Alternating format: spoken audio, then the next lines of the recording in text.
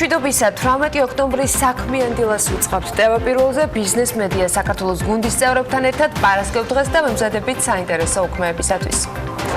2019 წლის ბიუჯეტში ცვლილებების პროექტი პარლამენტმა დაამტკიცა. სახელმწიფო ბიუჯეტის შემოსულობების მოცულობა იზრდება 92 მილიონ 800.000 ლარით და 12 მილიარდ 965 მილიონ 500.000 ლარს შეადგენს, ხოლო გადასახადები 223 მილიონ 100.000 ლარით იკლებს და 13 მილიარდ 313 მილიონი ლარს მიაღწევს. გაგრძელდება თუ არა ინტერნეტიზაცია 2020 წლიდან? ამ კითხვაზე საპასუხოდ ეკონომიკის მინისტრი ამბობს, რომ მუშაობა პროექტის განახლებაზე მიმდინარეობს და ნათია თურნავას განცხადებითვე ფონდ ქართულს არასდროს უთქვამს უარი ინტერნეტიზაციის პროექტზე და ყოველთვის გამოხატავდა და გამოხატავს მზადყოფნას მიიღოს მონაწილეობა ისეთ პროექტებში, სადაც მთავრობას სჭირდება დახმარება და კერძო ბიზნესის ინტერესი დაბალია. მიხედეთ საქმეს, ასეთია ნათია თურნავას სახელით მთავრობისგან გაგზავნილი ანაგლის კონსორციუმისათვის გზავნილი, რომელსაც საჯარო კერძო პარტნიორობის მეორე მხარე ვალდებულების შესრულებას წლის ბოლომდე აცდის. მთავრობა ადასტურებს, რომ აბასთუმნის თავზე ფრენა იკრძალება, ასაფრენი ზონა 8 კილომეტრიანია. ეკონომიკის მინისტრის განმარტებით საჰაერო ადმინისტრაცია დათანხმდა აბასთუმნის ობსერვატორიის თხოვნას და გადაწყვეტილება ამ თემაზე მიღებულია. ბათუმში ელექტროავტობუსების შესაძლოა 2020 წლის აპრილში გამოჩნდეს. ავტობუსების ფერის შესარჩევად ბათუმი ავტოტრანსპორტი გამოკითხვის ჩატარებას საანონსებს. ჯერ არც ის არის გადაწყვეტილი, რომელ ხაზზე იმოძრავებენ ახალი ავტობუსები, რომელთა სიგრძეც წინასწარი ინფორმაციით 10 მეტრამდე უნდა იყოს. გურის დაცულ ტერიტორიებში ბახმაროსა და გომის მთის მიმდებარე არეალიც მოხვდება. კვლევები გურიაში წელს უნდა დაიწყოს და ის 2020 წლამდე გაგრძელდება. სიღნაღის მუნიციპალიტეტში ბოდბის წმინდა ნინოს დედათა მონასტერთან ტურისტული ინფრასტრუქტურის მოწყობა მიმდინარეობს. პროექტს ევროპის საინვესტიციო ბანკი 1,8 მილიონი ლარით აფინანსებს. ქვემო სიმონეთის თერმულ-მინერალური წყლის საბადოზე ლიცენზია გაიცემა. წიაღის ეროვნული სააგენტო ამ დროისთვის საბადოთი დაინტერესებული პოტენციური მომპოვებლებისაგან საინვესტიციო წინადადებას ელოდება. კულტურის განვითარების ფონდს გრანტების გაცემის უფლება ოფიციალურად მიენიჭა. Made in Georgia ევროკავშირისა და FAO-ს მხარდაჭერით ადგილობრივი ფერმერის მოყვანილი ტკბილი სიმინდი უკვე გაყიდვაში აქვს ქსელურ მაღაზიებში. აეროპორტში მგზავრებს ბენე ექსკლუზივის ტაქსები მოემსახურება ახალი ჰიბრიდული ელექტრომანქანებით.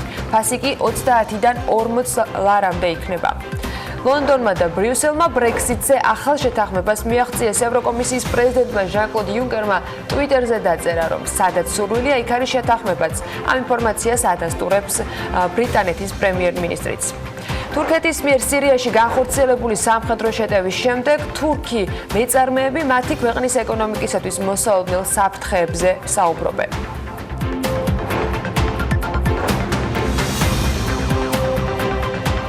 დილა მშვიდობისა პარასკევის საქმიან დილას ვიწყებთ ამ სამუშაო კვირის მიწურულს, რომელიც საკმაოდ დატვირთული და აქტიური გამოდგა. შეგვიძლია ვთქვათ, რომ ყურადღება არც სამეზობლოსთვის მოგვიკვлия, მიუხედავად იმისა, რომ ცხელი თემები შინაურობაშიც არც ერთ ეტაპზე გვაგდა. და მაინც თურქეთის სამხედრო აქტიურობის ფონზე, რომელიც როგორც აღმოჩნდა, მრავალჯერადი გაფრთხილებისა თუ მოწოდებების შემდეგ კიდევ უფრო ეშხში შევიდა, ბესონ ამჩაუძის Forbes-ისთვის მომზადებული მასალა დღევანდელ საქმიან ეთერში აუცილებლად უნდა გაგიზიაროთ და კიდევ ერთხელ შეგვიძლია ამის შემდეგ ვფიქრდეთ, რა საფრთხეები არის საქართველოსთვის მეზობელი ქვეყნების ეკონომიკის პრობლემების შექმნის პარალელურად. საქართველოს ეკონომიკური პრობლემები თუ ოპტიმისტურ ოპოზიციურ პარტიებს ვერ ბრალდება, შემდეგი რიგში საგარეო ფაქტორებია, განსაკუთრებით ჩვენი მეზობელი ქვეყნების ეკონომიკაში მიმდინარე მოვლენები. ასე იწყება ბესოს მიმოხილვა და ვიდრე ცალკეული მეზობელი ქვეყნის ძირითად ეკონომიკურ პარამეტრებს ჩავხედავთ, იქვე განმარტებულია, რატომ არის ეს მნიშვნელოვანი ჩვენთვის.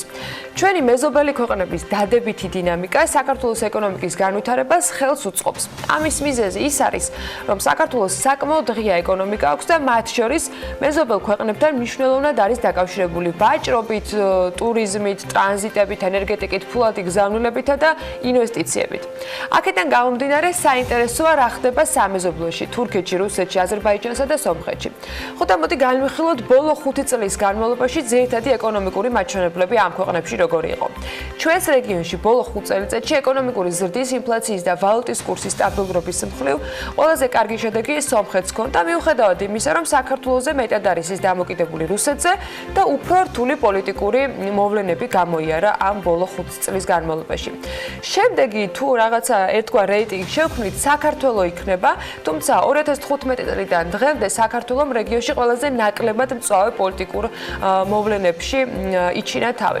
რუსეთსა და აზერბაიჯანზე დიდი ნეგატიური გავლენა ჰქონდა ნავთობის ფასის მკვეთრად შემცირებას, ეროვნული ვალუტა კი ყველაზე მეტად თურქეთში გაუფასურდა, ყველაზე ნაკლებად კი ეს გაუფასურება სომხეთში იგრძნობოდა. ბოლო ერთ წელიწადში რეგიონის 5 ქვეყნიდან საქართველო არის გამონაკლისი, რომლის ვალუტამაც გაუფასურება გააგრძელა.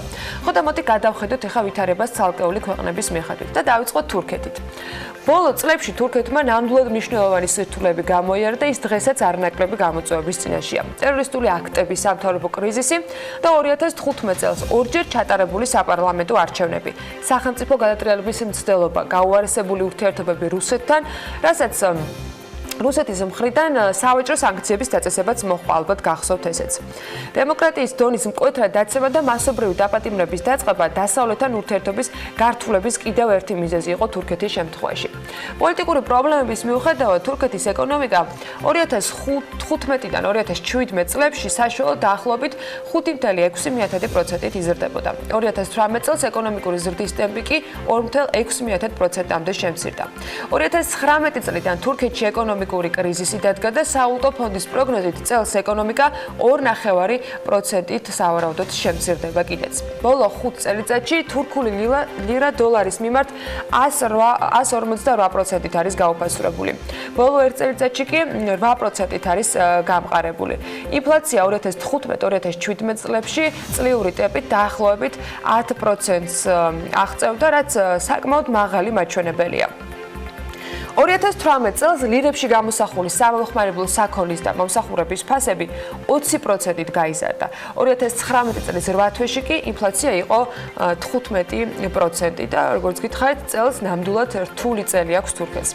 ბოლო წლებში უმუშევრობის დონე თურქეთში იყო დაახლოებით 10.7% და 2019 წლის ბოლომდე სავარაუდოდ ის კიდევ გაიზრდება და დაახლოებით 12.7% გახდება.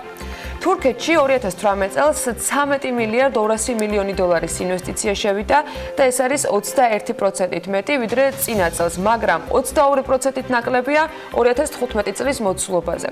2019 წლის 6 თვეში 2018 წლის 6 თვესთან შედარებით ინვესტიციები 6.3%-ით გაიზარდა. ნავთობისა და გაზის ინდუსტრიაზე უნდა გადავიდეთ, რომელიც აზერბაიჯანისთვის ძალიან მნიშვნელოვანი შემადგენელი და სწორედ აზერბაიჯანზე მოგიყვებით ახლა. ნავთობისა და გაზის ინდუსტრია აქ ეკონომიკის 50%-ს იკავებს, ხოლო ნავთობპროდუქტებისა და გაზის ექსპორტი მთლიანი ექსპორტის დაახლოებით არის 85%. შესაბამისად, 2014 წლის ბოლოდან ნავთობის ფასის განახევრებამ აზერბაიჯანი მნიშვნელოვნად დააზარალა. ასევე 2016 წლის აპრილში საომარი მოქმედებები განახლდა აზერბაიჯანსა და სომხეთს შორის. 94 წლის შემდეგ ეს ყველაზე ფართომასშტაბიანი შეტაკება იყო, სადაც ორივე მხრიდან 200-ზე მეტი ადამიანი დაიღუპა. აზერბაიჯანის ეკონომიკა 2015-ში 1%-ით გაიზარდა, რასაც 2016 წელს მოყვა 3.1%-იანი რეცესია. 2017 წელს უკაცრავად ეკონომიკური ზრდა იყო 0-თან ახლოს და 2018 წელს 1.3%-ით ზრდა დაფიქსირდა. წლევანდელ წელს რაც შეეხება აზერბაიჯანში ეკონომიკის წელს 3.4%-იანი ზრდა არის პროგნოზირებული სავალუტო ფონდის მონაცემებს თუ დავეყრდნობით. ნავთობისა და გაზის ექსპორტიდან შემცირებულმა სავალუტო ნაკადებმა კი აზერბაიჯანული მანათის მკვეთრი გაუფასურება გამოიწვია. 2015 წლის თებერვლამდე აზერბაიჯანს ფაქტობრივად მანათის დოლარის მიმართ ფიქსირებული კურსი ჰქონდა და 1 დოლარი ღირდა დაახლოებით 0.78 მიესედი მანათი. მიუხედავად იმისა, რომ მანათის კურსის გაუფასურების შესაჩერებლად აზერბაიჯანის ცენტრალური ბანკის რეზერვებიდან დაახლოებით 10 მილიარდი დოლარი დაიხარჯა და სულ ჰქონდა 15 მილიარდამდე რეზერვი, ანუ დაახლოებით 2/3 დახარჯეს. 2016 წლის ბოლოსთვის მანათი 131%-ით გაუფასურდა და $1 ღირდა 1 მანათი და 80 მიასედი. ბოლო 5 წელიწადში მანათი დოლარის მიმართ არის 118%-ით გაუფასურებული. ბოლო 1 წელიწადში მანათის კურსი ფაქტობრივად არ შეცვლილა და $1 ღირს 1 მანათი და 70 მიასედი. 2015-2017 წლებში აზერბაიჯანში ძალიან მაღალი იყო ინფლაცია, წელიწადში საშუალოდ 11%-მდე. 2018-2019 წლებში კი საშუალო წლიური ინფლაცია იყო 2.4%. ამ კრიზისების ფონზე უმუშევრობის დონე მხოლოდ უმნიშვნელოდ გაიზარდა და ბოლო 5 წელია ის დაახლოებით 5%-იან ნიშნულზეა. 2018-ში აზერბაიჯანში $4 მილიარდ 100 მილიონი ინვესტიცია დაფიქსირდა, რაც არის 28%-ით ნაკლები წინა წლის მაჩვენებელზე, ანუ 2017 წელზე და 2019 წლის პირველ კვარტალში 2018 წლის პირველ კვარტალთან შედარებით 21%-ით ინვესტიციები შემცირდა. ახლა რაც შეეხება სომხეთს. სომხეთს საკმაოდ მცირე ეკონომიკა აქვს, რომელიც მნიშვნელოვნად არის დამოკიდებული უცხოურ ინვესტიციებზე, საზღვარგარეთიდან ფულადი გზავნილებისა და სესხების მოცულობებზე. 2015 წლიდან სომხეთი ევრაზიული კავშირის წევრი გახდა და შესაბამისად მისი ეკონომიკის რუსეთზე დამოკიდებულება კიდევ უფრო გაიზარდა. 2018 წლის გაზაფხულზე სომხეთში ხელისუფლება რევოლუციის გზით შეიცვალა. ამავე წელს სხვათა შორის ეკონომიკა 3.3%-ით გაიზარდა. 2016-ში კი რუსეთის კრიზისის გამო ზრდის ტემპი იყო 0.3%-მდე შემცირებული. 2017 წლიდან სომხეთის რეგიონში ყველაზე მაღალი ეკონომიკური ზრდის ტემპი ფიქსირდება. 2017-ში იყო 7.9%, 2018-ში 5.6% და 2019 წლის პირველ ნახევარში ეკონომიკური ზრდა 7%-ს აღწევს, თუმცა სავალუტო ფონდი მაინც აღნიშნავს, რომ წლიური პროგნოზი დაახლოებით უნდა იყოს 4.6% ეკონომიკური ზრდა. ბოლო 5 წელში, ახლა სომხურ ეროვნულ ვალუტაზეც რომ მივხედოთ, დრამი დოლარის მიმართ 17%-ით გაუფასურებას აჩვენებს. ბოლო 1 წელში კი დაახლოებით 1.2%-ით არის გამყარებული. 2015-2016 წლებში სომხეთში დეფლაცია იყო, ფასები 1.2%-ით შემცირდა, 2017-2018 წლებში კი საშუალო წლიური ინფლაცია საკმაოდ დაბალი 2.3% დაფიქსირდა. 2019 წლის აგვისტოში კი წლეულმა ინფლაციამ შეადგინა 0.6%. სომხეთი მაღალი უმუშევრობის დონით გამოირჩევა და არც ბოლო წლები არის ამ შემთხვევაში გამონაკლისი მის პორტფოლიოში. 2016 წელს უმუშევრობის დონე იყო 20.2%. მომდევნო წლებიდან კლება დაიწყო და 2019-ისათვის 18%-მდე შემცირება არის პროგნოზირებული. უცხოური ინვესტიციების ნაწილს რაც შეეხება, სომხეთი არ გამოირჩევა განსაკუთრებულად FDI-ით. 2018 წელს სულ $254 მილიონი ინვესტიცია შევიდა ამ ქვეყანაში, რაც $4 მილიონი მეტია 2017 წლის მაჩვენებელზე. 2019 წლის კვარტლების მაჩვენებლები უბრალოდ ჯერჯერობით არ იძებნება. და რუსეთი, სადაც ეკონომიკაში განსაკუთრებული პრობლემები 2014 წლიდან დაიწყო. რაც ნავთობის ფასის კლებამ და უკრაინის ტერიტორიების ანექსიის გამო დასავლეთის ქვეყნების მიერ დაწესებულმა სანქციებმა განაპირობა, რომელთა ნაწილი დღეს მოქმედებს და უფრო მეტად არის გამკაცრებული კიდეც, ვიდრე ეს მაგალითად 3 წლის წინ იყო. რუსეთის ექსპორტის 60%-მდე ნავთობისა და გაზის ექსპორტზე მოდის. ასევე ფედერალური ბიუჯეტის შემოსავლების 50%-ს ნავთობისა და გაზის სექტორიდან მიღებული შემოსავლები შეადგენს. რუსეთისათვის ყველაზე რთული იყო 2015 წელი, როცა ეკონომიკა 2.5%-ით შემცირდა. 2016 წლიდან კი ქვეყნის ეკონომიკამ დაიწყო ზრდა და 2016-2018 წლებში საშუალოდ 1.4%-ით იზრდებოდა. სავალუტო ფონდი აღნიშნავს, რომ წელს მოსაოდნელია, რომ რუსეთში ეკონომიკა 1.2%-იან ზრდას აჩვენებს. ჯამში ბოლო 5 წელიწადში რუსული რუბლი დოლარის მიმართ არის 68%-ით გაუფასურებული. ბოლო 1 წელიწადში კი 4%-ით გამყარებული. აი რაც შეეხება ინფლაციას, 2015 წელს რუსეთში 13%-იანი ინფლაცია დაფიქსირდა, 2016-2018 წლებში კი საშუალო ინფლაცია იყო 4%-იანი. 8 თვეში, წლევანდელი წლის 8 თვეში ინფლაცია 4.3%-ს შეადგენს და წლის ბოლომდე სავარაუდოდ ის 5%-ს მიაღწევს. უმუშევრობის ნაწილს რაც შეეხება 2015 წელს რუსეთში უმუშევრობა 5.6%-მდე გაიზარდა. შემდეგ წლებში იყო კლების ტენდენცია და 2018 წელს 4.8% შეადგინა. 2019-ისათვის კი ეს მაჩვენებელი პროგნოზირებული არის 4.8%-ზე. წელს რუსეთში 2018 წელს რუსეთში 9 მილიარდი დოლარის ინვესტიცია შევიდა და ეს არის 69%-იანი კლება 2019 წლის მაჩვენებელზე, მაგრამ თუ 2015 შევატარებთ, მაშინ აღმოჩნდება, რომ 28%-იანი მატება არის FDI-ის ამ ნაწილში.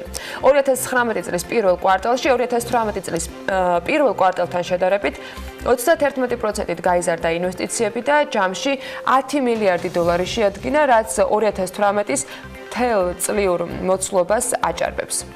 რუსეთს რაც შეეხება ახლა საქართველოსთან მისი კავშირებით უნდა გავაგრძელოთ საქმიანი დილის ეთერი. სამხრივი გადაწყვეტილებით გახსოვთ ალბათ გაუქმებული ავიამიმოსვლიდან სულ რაღაც 6 თვეა გასული და დაიწყო საუბარი აქტიურად, რომ რამდენიმე კვირაში ფრენები საქართველოსთან შესაძლო აღდგეს. ამაზე პირველი სიგნალები ჯერ კიდევ გაეროს ყოველწლიური კონფერენციის პარალელურად ორი ქვეყნის საგარეო საქმეთა მინისტრების შეხვედრამდე და შეხვედრის შემდეგაც იყო მედიასთან კომუნიკაციისას. რუსული მხარე პოზას მაინც ინარჩუნებს და სხვადასხვა არგუმენტებს იშველიებს საიმისოდ, რომ საკუთარივე გადაწყვეტილება შეცვალოს. მათ შორის წინაპირობად საქართველოს პრეზიდენტის ბოდიშის მოთხოვნაც იყო დასახელებული. ამასობაში, როგორც რუსული მედია საშუალებები წერდნენ, რუსეთის საჰაერო ტრანსპორტის ფედერალური სააგენტოს 16 ოქტომბრის გადაწყვეტილებით ავიაკომპანია S7 მოსკოვიდან ქუთაისის აეროპორტში ფრენების განხორციელების უფლება მიეცა. ოფიციალური დოკუმენტის მიხედვით რუსულ ავიაკომპანიას ქუთაისის მიმართულებით კვირაში 7 რეისის შესრულების შესაძლებლობა ექნება. რუსეთის საჰაერო ტრანსპორტის ფედერალურ სააგენტოში კი განმარტეს, თუ რატომ ისცეს ავიაკომპანია S7 ქუთაისის მიმართულებით ფრენის განხორციელების უფლება, მიუხედავად იმისა, რომ ავიამიმოსვლა საქართველოსთან რუსეთს შეწყვეტილი აქვს. როგორც რუსულ მედია სააგენტოებს წარმომადგენელმა უთხრა, ავიაკომპანია იღებს ან იხანგრძლივებს ფრენების უფლებას, რაც საქართველოსთან ავიამიმოსვლის აღდგენის შემთხვევაში რეისების განხორციელების დაწყების საშუალებას მისცემს, მაგრამ ეს არ ნიშნავს, რომ მაინც ხვალ უკვე ფრენა შესრულდება. ამ ფონზე ეკონომიკის მინისტრის განმარტებით, რომელთა კითხვების დასმის საშუალებაც გუშინ ჰქონდა, საქართველოს საჰაერო ადმინისტრაციას ის ამბობს, რომ არ მიუღია რაიმე სახის შეტყობინება, რომ ფრენები აღდგენილია. რის გამოც ის გავრცელებულ ინფორმაციას ვერ ადასტურებს. ნათია თურნავამ რუსეთის საჰაერო ტრანსპორტის ფედერალური სააგენტოს გადაწყვეტილებასთან დაკავშირებით გუშინ თქვა, რომ ეს ჯერჯერობით მხოლოდ საუბრებია და ეს ორ ქვეყანას შორის ფრენების აღდგენას არ ნიშნავს. და მაინც საინტერესოა საქართველოს პოზიცია ამ პროცესების ფონზე. მაშინ როცა აქტიურია საუბარი ფრენების აღდგენასთან დაკავშირებით, როგორ აღიქვამს ოფიციალური თბილისი შექმნილ რეალობას და რამდენად პასიურია ან აქტიურია მთავრობებს შორის კომუნიკაცია ამ არასტაბილური განწყობების ფონზე, რომელიც ჩრდილოელი მეზობლისაგან მუდმივად ისტორიულად საქართველოსთვის ბევრ პრობლემას ქმნიდა ხოლმე. მაგრამ აქაც დაკავშირებით მოგახსენებთ, რომ პირველსავე დღეებში, როდესაც მოხდა თვითონ ამ გადაწყვეტილების მიღება რუსეთის მხრიდან და შეჩერდა პირდაპირ საჰაერო მიმოსვლა, ჩვენმა საჰაერო ადმინისტრაციამ მიიღო მათგან წერილობითი შეტყობინება და ჩვენი პასუხიც გაიგზავნა საჰაერო ადმინისტრაციებმა გაცვალეს კორესპონდენცია. მათ შორის თუ კი რამე კითხვა იდგა უსაფრთხოებასთან დაკავშირებით ჩვენს მიერ იქნა მიწერილი, რომ ჩვენი საჰაერო სისტემა პასუხობს უმაღლეს ევროპულ სტანდარტებს და არ კითხვა არ არსებობს. აქედან გამომდინარე, საჰაერო ადმინისტრაცია ჩვენი არის ყოველთვის მზად კონსულტაციების დასაწყებად და ჩვენ ველოდებით მეორე მხრიდან გარკვეულ პოზიტიურ ნაბიჯებს. ჩვენ კონსულტაციებისთვის ვართ მზად. საქართველოსა და რუსეთს შორის პირდაპირ საჰაერო მიმოსვლა 2019 წლის 8 ივლისიდან არის შეწყვეტილი და ეს პერიოდი მარტივი ნამდვილად არ ყოფილა გადასატანად. ორ ქვეყანას შორის საჰაერო მიმოსვლის აღდგენის შემთხვევაში იმედია ისიც არ დაგვაუწყდება, რამდენად არასტაბილური და არასანდო მხარე არის მეორე მხარე და გეგმა, რომელიც მათ შორის რუსი ტურისტების დანაკლისის შესავსებად ამუშავდა და იმედია ასეთი გეგმა გრძელვადაზეა გათვლილი, ბოლომდე იქნება შესრულებული, იმიტომ რომ შვიდად და არხეინად ვერ ვიქნებით ერთი მიზეზით. აქ მეორე მხარე რუსეთია. მე რა რომ კარგი ამბებიც გვაქვს, მაგალითად Skype Airlines-მა ყველაზე მოთხოვნად მიმართულებად ბათუმი და თბილისი დაასახელა. 2019 წლის იანვარ-სექტემბერში უკრაინული low-coaster-ი Skype Airlines-ი ჯამში 1,200,000 მგზავრს მოემსახურა და მხოლოდ სექტემბერში ავიაკომპანიამ 1029 რეისი განახორციელა, რომლის დახმარებითაც 168,900 მგზავრი გადაიყვანა. სექტემბერში განხორციელებული ავიარეისებიდან კი 564 რეგულარული იყო და 465 ჩარტერი. შესაბამისად, მგზავრთა პროცენტული გადანაწილებაც 54.8% და 45.2% იყო. Skype Airlines-მა უკრაინის აეროპორტებში რეისების 81% შეასრულა დროულად, როგორც ამბობენ და 85 შემთხვევაში დაგვიანების მაჩვენებელმა 1 საათს არ გადააჭარბა. სექტემბრის მონაცემებით კი Skype Airlines-ის განხორციელებული ავიარეისებიდან ყველაზე პოპულარული რეგულარული მიმართულება იყო ბათუმი, თბილისი, ბარსელონა, ალიკანტე და ლარნაკა. 2018 წელს Skype Airlines-ი ჯამში 451,000 მგზავრს მოემსახურა და ალბათ კიდევ უფრო საამაყოა და მნიშვნელოვანი, როდესაც ახალი მიმართულებებიდან საქართველოს პრიორიტეტულად ირჩევენ. კარგი ამბებიც გვაქვს კიდევ სხვა. პარასკევის განწყობისათვის და უქმეების სამზადისში დილის შემსუბუქება არ გვაწყდეს და თან მართლა ძალიან კარგი სიახლეებია. პარიზში ლუქსემბურგის სასახლეში გამართულ საზეიმო ცერემონიალზე საქართველოს ღვინის სამშობლოს სპეციალური პრიზი გადაეცა. ფილმზეა საუბარი. ქართულმა სამეცნიერო მხატვრულ დოკუმენტურმა ფილმმა მარსელში მიმდინარე წლის 13-16 ივნისს გამართულ ფოტოგრაფიისა და კინემატოგრაფიის ფესტივალზე. ფესტივალის პარტნიორთა და ჟიურის მიერ მეცნიერებისა და კულტურის სპეციალური პრიზი მიიღო და წელს ფესტივალის შესარჩევ ეტაპზე 144 ფილმი იღებდა ჯამში მონაწილეობას სხვადასხვა ქვეყნიდან მსოფლიოს მასშტაბით და მათ შორის გამოირჩა სწორედ საქართველოსთან დაკავშირებით მომზადებული ფილმი. ფილმი არის სამეცნიერო კვლევაზე, რომლითაც მეცნიერულად არის დასაბუთებული, რომ საქართველოა ღვინის სამშობლო და 8000 წლის წინ დაიწყო ველური ვაზის მოშენება ამ ქვეყანაში და ღვინის წარმოებაც. ფილმი მაყურებელს მოუთხრობს ასევე ბორდოში 2017 წელს გამართულ პროექტზეც საქართველოს მეღვინეობის საკონი, სადაც ახლად გახსნილ ღვინის ცივილიზაციის მსოფლიო ცენტრში საქართველოს როგორც პირველი მოწვეული ქვეყანა იყო. ღვინოს არც ხაჭაპური ჩამორჩება და ამჯერზე ამერიკულმა გამოცემამ CNN-მა მსოფლიოში პურეული საუკეთესო 50 სახეობას შორის ხაჭაპური შეიყვანა. აჭარული ხაჭაპური. მსოფლიო პურის დღესთან დაკავშირებით, რომელიც 16 ოქტომბერს აღენიშნება ხოლმე, გამოცემამ 50 უნიკალური პურის სახეობის შესახებ დაწერა სტატია. სადაც ასე რაღაცას წაიკითხავთ. ახალი იმერული ყველით და სულგუნით სავსე ხაჭაპური საქართველოში ყველაზე საყვარელი საჭმელია. ნავის ფორმის ცომში მოთავსებული ყველი და კვერცხი ერთად მზადდება. ხაჭაპურის ექსპერტებმა იციან, რომ ჯერ ნავს ბოლოები უნდა მოატეხონ, შიგთავში ამოავლონ და მიირთვან. წერს CNN-ი. გამოცემის ცნობით იმის გამო, რომ ხაჭაპური ქართული სამზარეულოს წამყვანი კერძია, ქვეყნის ეკონომიკური კეთილდღეობის ინდექსი ხაჭაპურის ინდექსით იზომება. რაც შეეხება სხვა სახეობებს, სხვათა შორის ხაჭაპური დასახელდა ამერიკული გამოცემის მხრიდან ისეთ პურეულებში, როგორიც არის სომხური ლავაში, ფრანგული ბაგეტი, მექსიკური ტორტილა და თურქული სიმითი. აი ასე დილი და მე მგონი მადაც აღძრული არის და უქმეებისათვის კარგი გეგმის დაწყობა შეიძლება, მაგრამ სანამ დასვენების და გართობის განწყობაზე სრულად გადავერთვებით, მოდით საქმიან თემებს დავუბრუნდეთ და ბიზნეს სიახლეებს ჩავხედოთ. მარტვილის კანიონის განვითარების პროექტი ევროპის საბჭოს ევროპის ლანდშაფტების კონვენციის ფარგლებში ჩატარებული კონკურსის გამარჯვებული გახდა. კომუნიკაციების მარეგულირებელი კომისიის თავმჯდომარის არჩევის წესში კი ცვლილებები შედის, რის შედეგადაც შესაძლებელი ხდება ერთი და იგივე ადამიანი კომისიის თავმჯდომარედ 4ჯერ 12 წლის განმავლობაში აერჩიონ. შემოსავლების სამსახურის თანამშრომლებმა თბილისში მდებარე ღამის კლუბში სამართალდარღვავის ფაქტები გამოავლინეს.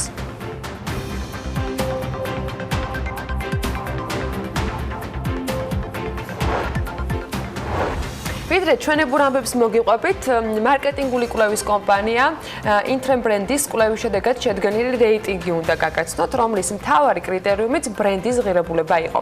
სიის ლიდერი კომპანია Apple-ია. ამერიკული ბრენდის ღირებულება 9%-ით გაიზარდა და თითქმის 234 მილიარდი დოლარი შეადგინა. მეორე ადგილს ამ კვლევით Google იკავებს, ამ კომპანიის ღირებულება 8%-ით არის გაზრდილი და 167 მილიარდ 600 მილიონ დოლარამდეა გაზრდილი. მესამე ადგილს კი 125 მილიარდ 300 მილიონი დოლარით Amazon-ი დასჯერდა. ათეულში ასევე მოხვდნენ Microsoft-ი, Coca-Cola, Samsung-ი, Toyota, Mercedes-Benz-ი, McDonald's-ი და Disney. და სიახლეებით საქართველოსდან იყიდება თუ არა თელასი. ამ კითხვაზე ეკონომიკის მინისტრმა გუშინ თქვა, რომ ინფორმაცია მედიისაგან მიიღო და რაიმე სახის წინადადებით მათთვის არავის მიუმართავს.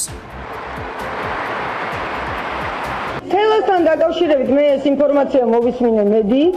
ჩვენ რაიმე სახის წინადადებიც ჩვენთვის არავის მოუმართავს. ეკონომიკისა და მდგრადი განვითარების მინისტრმა აბასთუმნის ობსერვატორიის გარშემო სახაერო მიმოსვლის შეზღუდვის შესახებაც ისაუბრა გუშინ. მთავრობა ადასტურებს, რომ აბასთუმნის თავზე საფრენ არეალში ცვლილებაა და განმარტავენ, რომ საერთაშორისო საჰაერო მარშრუტები არ იცვლება, ანუ ქვეყანა ფულს არ კარგავს.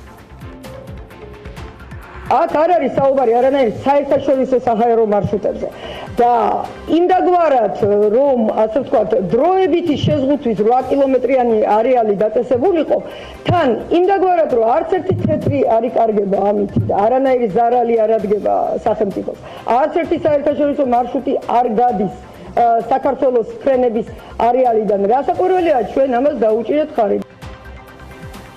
საქართველოს პურის მრეწველთა კავშირის ხელმძღვანელმა მალხაზ დოლიძემ თქვა, რომ წელს პურის ფასი 10 თეთრის ფარგლებშია გაზრდილი, თუმცა ამ ეტაპზე ფასის დამატებით ზრდა მოსაოდნელი არ არის. როგორც მალხაზ დოლიძე ამბობს, გაზრდილია დამხმარე მასალების ფასები, რაც პურის საბოლოო ღირებულებაზე აისახება. პრობლემებია დისტრიბუციებში, მაღაზიებში, кэшბექს და სხვადასხვა სახის თანხებს ითხოვენ, რა თქმა უნდა, იმოქმედა ლარის კურსმაც. დამხმარე მასალებს ყიდულობთ და ყველაფერი გაძვირებულია, განმარტავს დოლიძე და აღნიშნავს, რომ ჯერჯერობით ფქვილის ფასი სტაბილურია და პურის გაძვირება მოსაოდნელი არ არის. საქართველოში ხორბლის ფქვილი უკვე გაძვირდა და უახლოეს პერიოდში ფასების დამატებითი ზრდა მოსაოდნელი აღარ არის. ეს განმარტება საქართველოს ხორბლისა და ფქვილის მწარმოებელთა ასოციაციის ხელმძღვანელმა გააკეთა წლის შეჯამებისას. ლევან სილაგავას თქმით, საქართველოში ხორბლის დაახლოებით 90%-ია იმპორტირებული, ადგილობრივი წარმოება კი მხოლოდ 10%-ში ადგენს, რაც საკმარისად მცირეა და არ იძლევა შიდა რისკების გადაზღვევის საშუალება. შესაბამისად, საქართველოში პურის და ხორბლის ფასი დამოკიდებული არის საერთაშორისო ბაზრებზე არსებულ ფასზე. გასათვალისწინებელია ნედლეულის, ასევე ტრანსპორტირების ფასი, რომელიც ლარის კურსია მიბმული. სტატისტიკის ეროვნული სამსახურის ინფორმაციით აქვე გეტყვით, რომ 2019 წლის სექტემბერში წინა წლის შესაბამის პერიოდთან შედარებით პური და პურპროდუქტები 10,8% არის გაძვირებული. შინაგან საქმეთა სამინისტრო 270 ავტომობილის შეძენას გეგმავს, რისთვისაც ჯამურად 19,674,750 ლარია გამოყოფილი. შესაბამისად, კონსოლიდირებული ტენდერები უკვე გამოცხადებულია. ამ თანხიდან 9,485,280 ლარად იგეგმება 120 ერთეული ოპერატიული დანიშნულების სპეციალიზებული ტიპის პიკაპის შეძენა. მოთხოვნებში მითითებულია, რომ 120 მანქანა უნდა იყოს თეთრი ფერის, გამოშვებული არ უადრეს 2019 წლისა და თითოეულის გარბენი არ უნდა იყოს 200 კილომეტრზე მეტი. ტენდერი 23 ოქტომბერს დასრულდება და მოგვიანებით გამოვლინდება გამარჯვებული კომპანია. თბილისის მერიაში უარყოფენ ინფორმაციას, რომ დაშლილი გადასასვლელი ხიდების ახლიდან დამონტაჟება იგეგმება. დედაქალაქის მთავრობა კონტრაქტორი კომპანიის მეშვეობით ლითონის საფეხმავლო ხიდების დემონტაჟს ახორციელებს რამდენიმე თვეა. მერიის ინფორმაციით სულ დაგეგმილი არის 19 ხიდის დემონტაჟი, ამ დროისათვის კი დაშლილი და დასაწყობებულია 9 ხიდი. წელსვე დასრულდება დარჩენილი 10 ხიდის დემონტაჟი. დაშლილი ხიდები დასაწყობებულია თბილისის მერიის საწყობში, განმარტავენ დედაქალაქის მთავრობაში და რომ მათი აღდგენა არ იგეგმება. მომავალში საჭიროების დადგომის შემთხვევაში თბილისის ქუჩებში მხოლოდ თანამედროვე ტიპის გადასასვლელი ხიდები გაკეთდება, განმარტავენ თბილისის მთავრობაში. ნაძალადევის რაიონში ცოტნე დადიანის ქუჩაზე სკეით პარკის მოწყობაა დაანონსებული. მოედნის მოწყობის სამუშაოების საპროექტო დოკუმენტაციის შედგენის მომსახურების შესყიდვის მიზნით კი ტენდერი მეორედ გამოცხადდა. შესყიდვის სავარაუდო ღირებულება 15,000 ლარში ადგეს. სკეით პარკის მოწყობის მიზნით წინა ტენდერი 2019 წლის ივნისში იყო გამოცხადებული, თუმცა მაშინ ეს ტენდერი ვერ შედგა.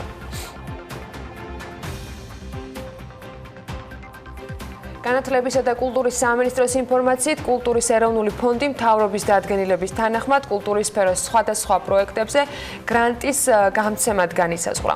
უწყების ინფორმაციით, სამინისტრო ახორციელებს მასშტაბურ კომპლექსურ რეფორმას და სისტემურ ცვლილებებს კულტურის სფეროში, რაც ევროკავშირის რეკომენდაციებს ეფუძნება და საქართველოს საჭიროებებზეა მორგებული.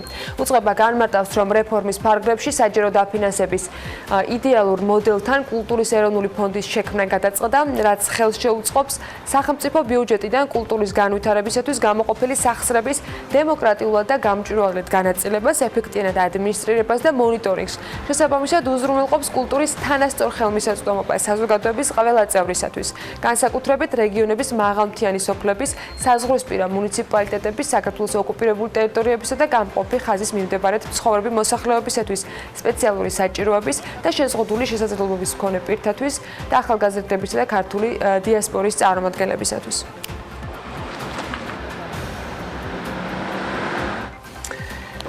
იაპონური პრემიუმ ბრენდის Mazda-ს ოფიციალურმა წარმომადგენლობამ საქართველოში Mazda ცენტრი თეგეტამ თბილისში არსებულ შოურუმში მომხმარებლებისათვის იაპონური საღამო გამართა.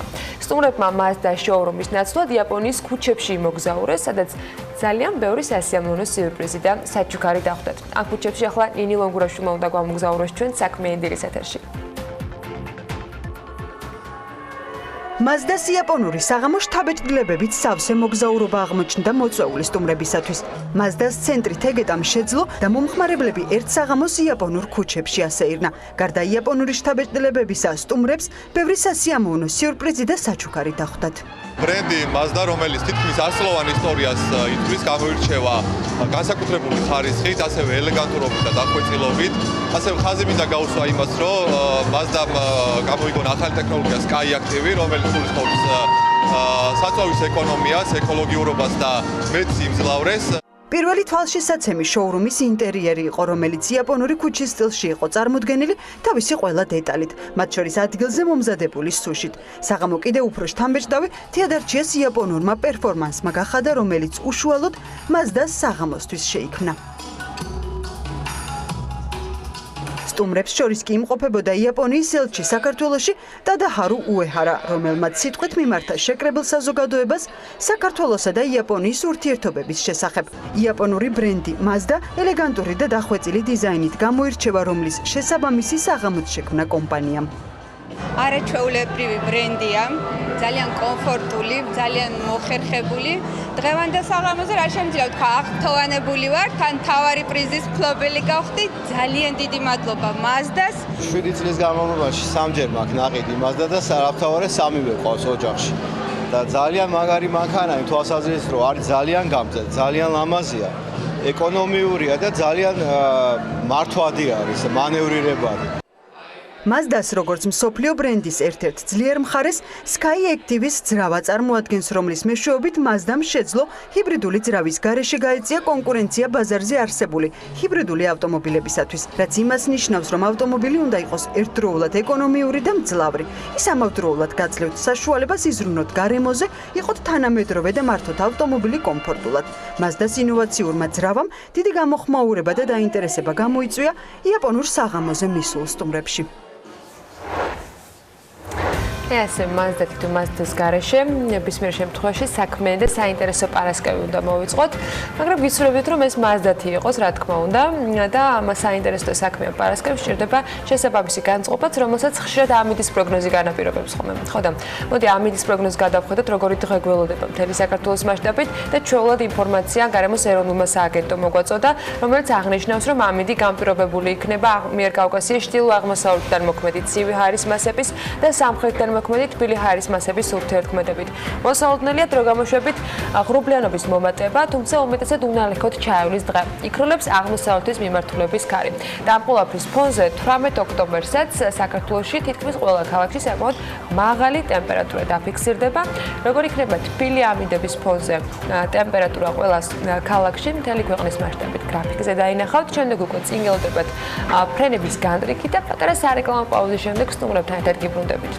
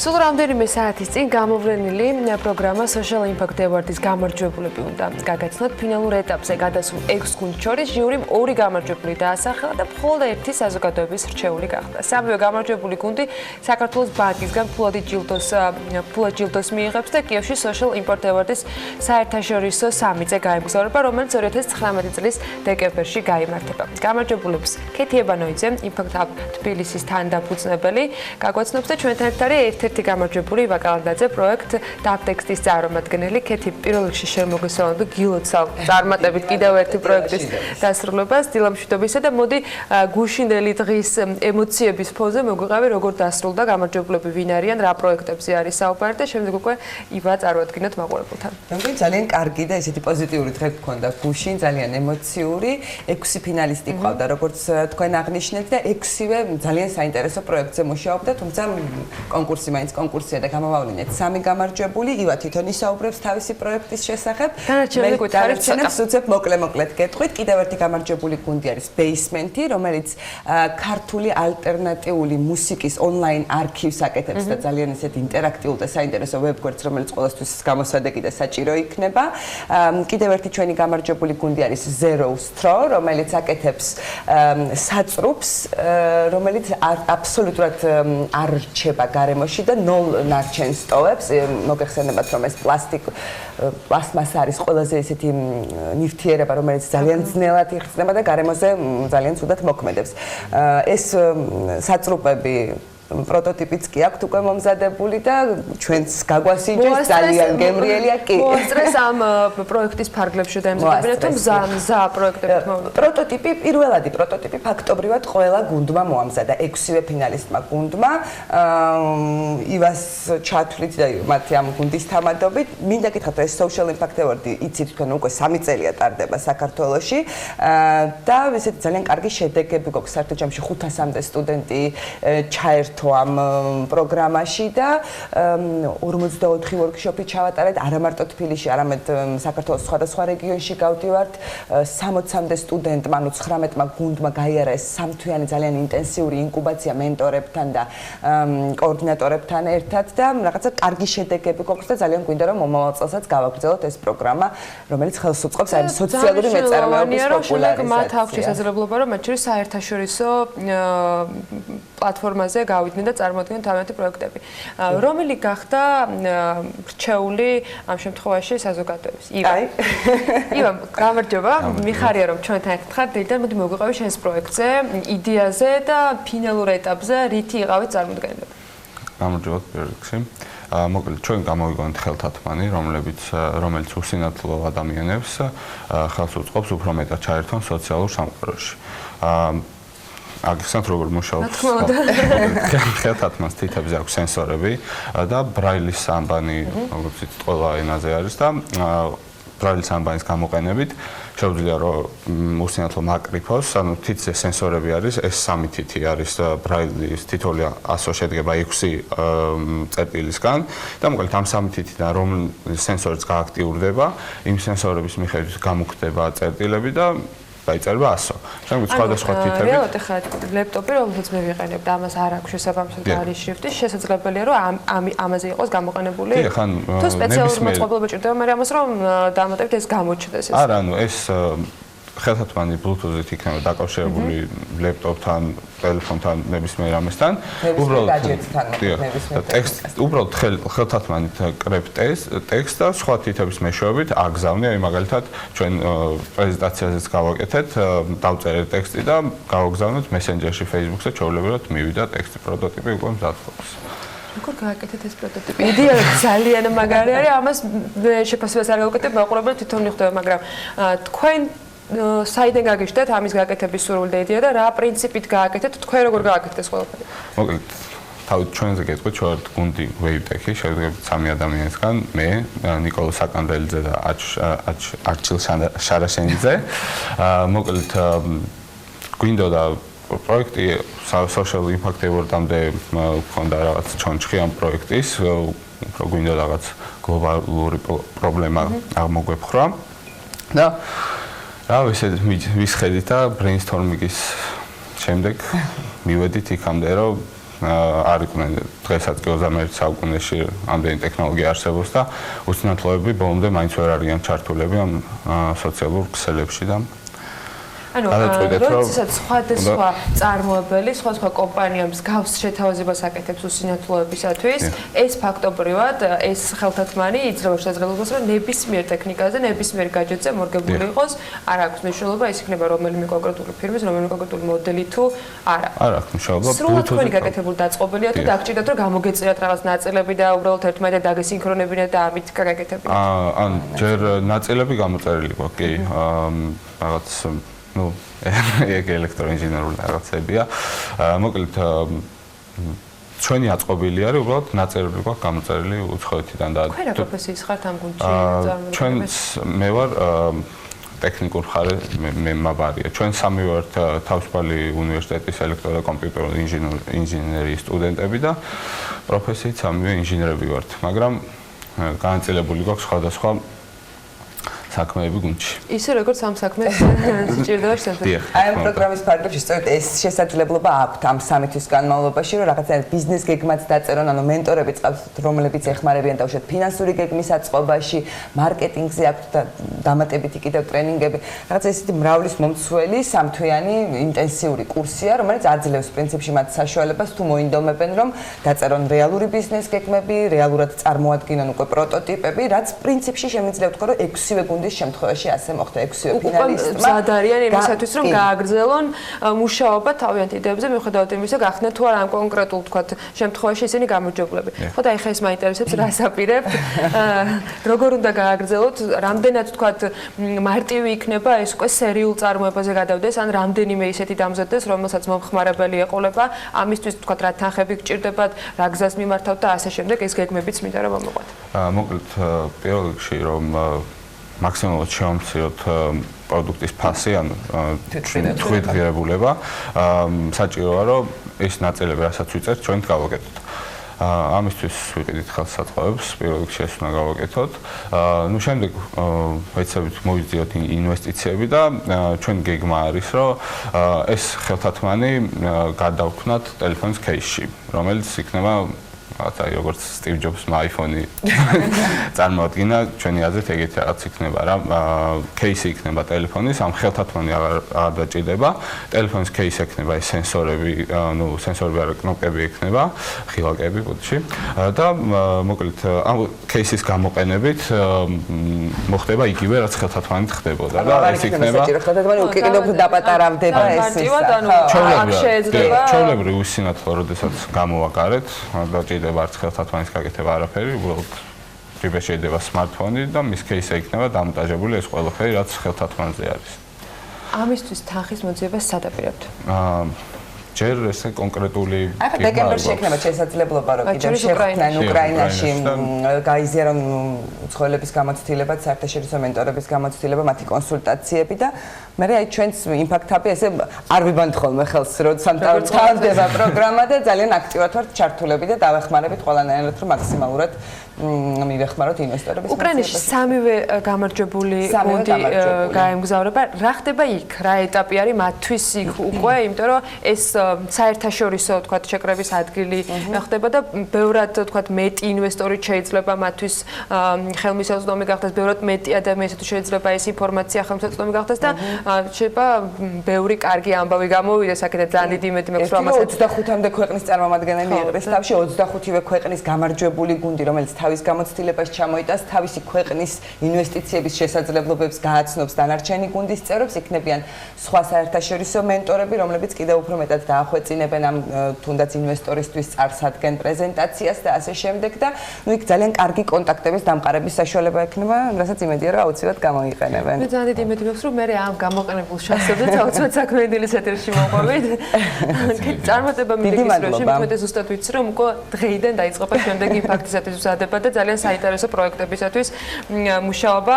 წარმატებას გისურვებთ თქვენს უკრაინაში და არა მხოლოდ ამ პროექტთან დაკავშირებით, მართლა ძალიან საინტერესო ამბავი არის, რომელსაც ძალიან დიდი იმედი მაქვს, რომ ექნება მთელი მსოფლიოსგან ყურადღება და რა ვიცი, იქნებ Steve Jobs-საც დავეციათ ძალიან მალე.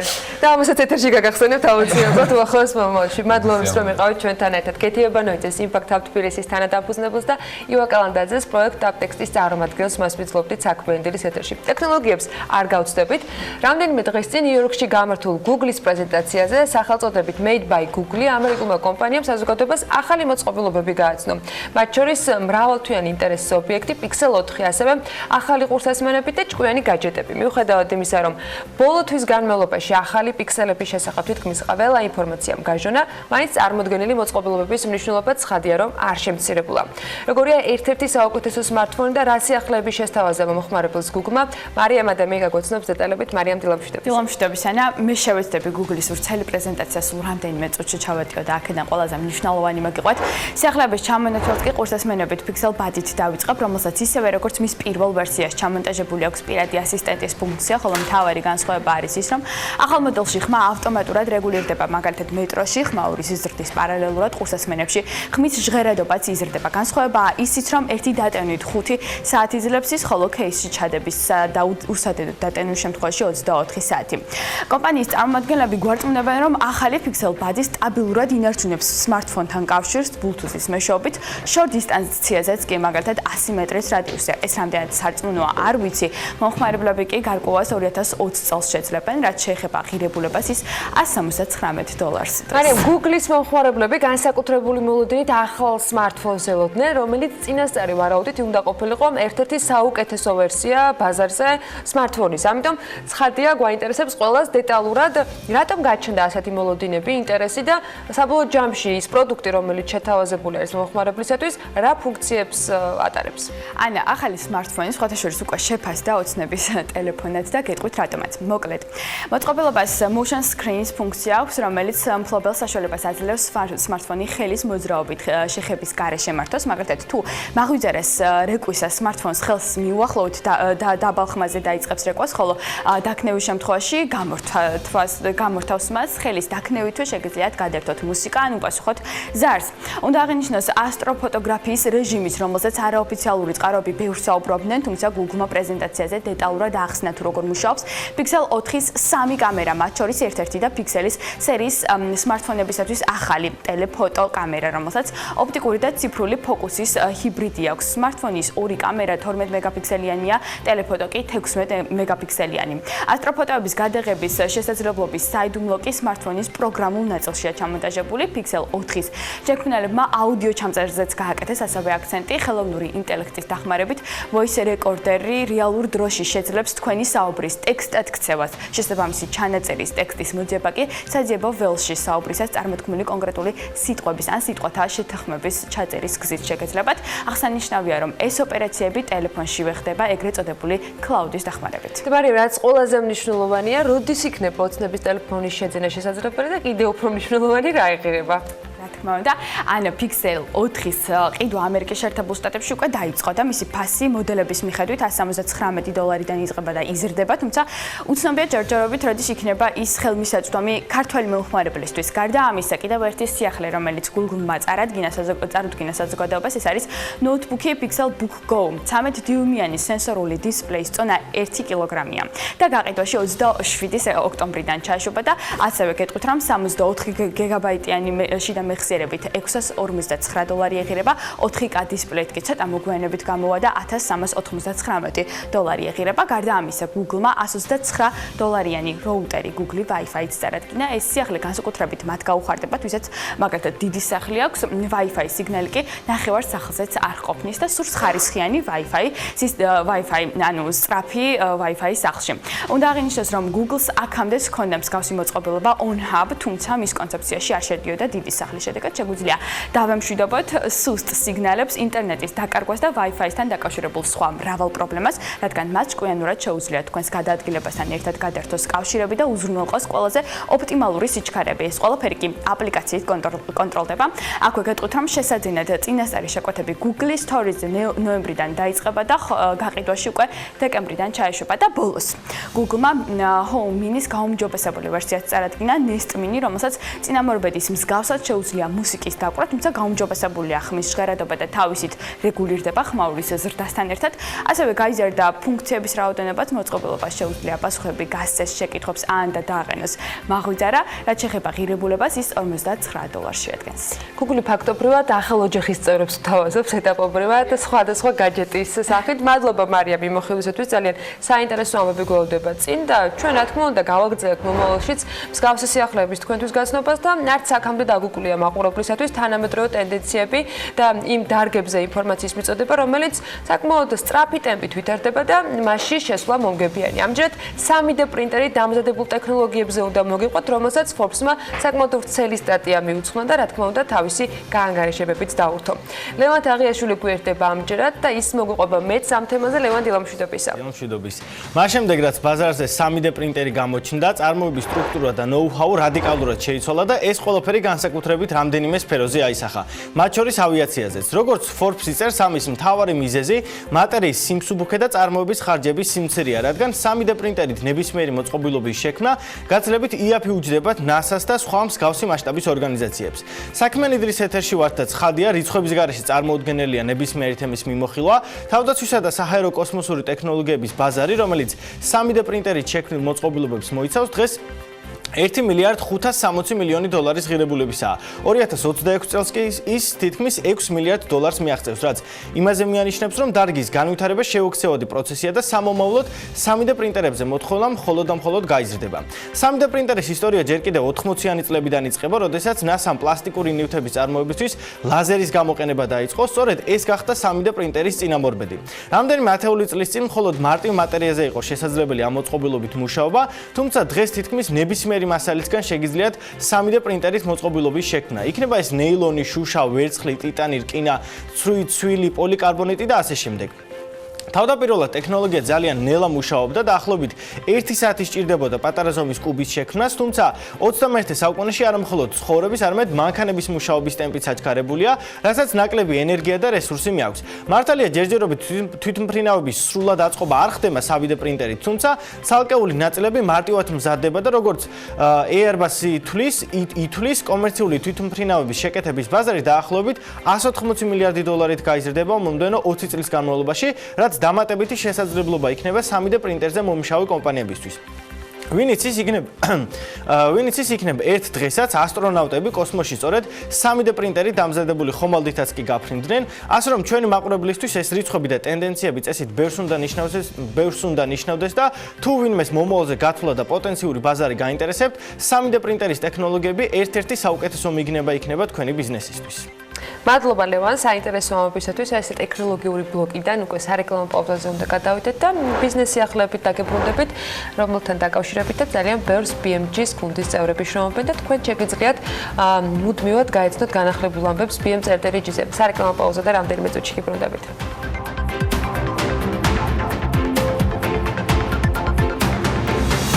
საერთაშორისო სავალუტო ფონდის ინფორმაციით 2018 წელს საქართველოში ერთ მოსახლეზე საშუალო წლიური შემოსავალი ფულის მსხვერპლობითი უნარის გათვალისწინებით $11,429 იყო და ამათ ჩვენებრივ საქართველოს 191 ქვეყანას შორის 107 ადგილი დაიკავა.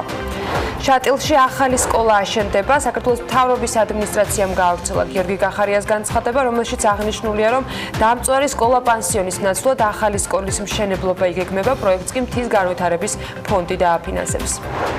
დვალმა და აქიმიძემ რუსთავიური 60%-იანი წილის დაბრუნებისათვის სასამართლოს მიმართეს. თია მთავრობას ურჩევს წინასაარჩევნო ხელფასების და პენსიის მატებისაგან თავი შეიკავონ. იოტას კონფერენციის მონაწილეები საგადასახადო სფეროში განხორციელებულ რეფორმებს გაეცნენ.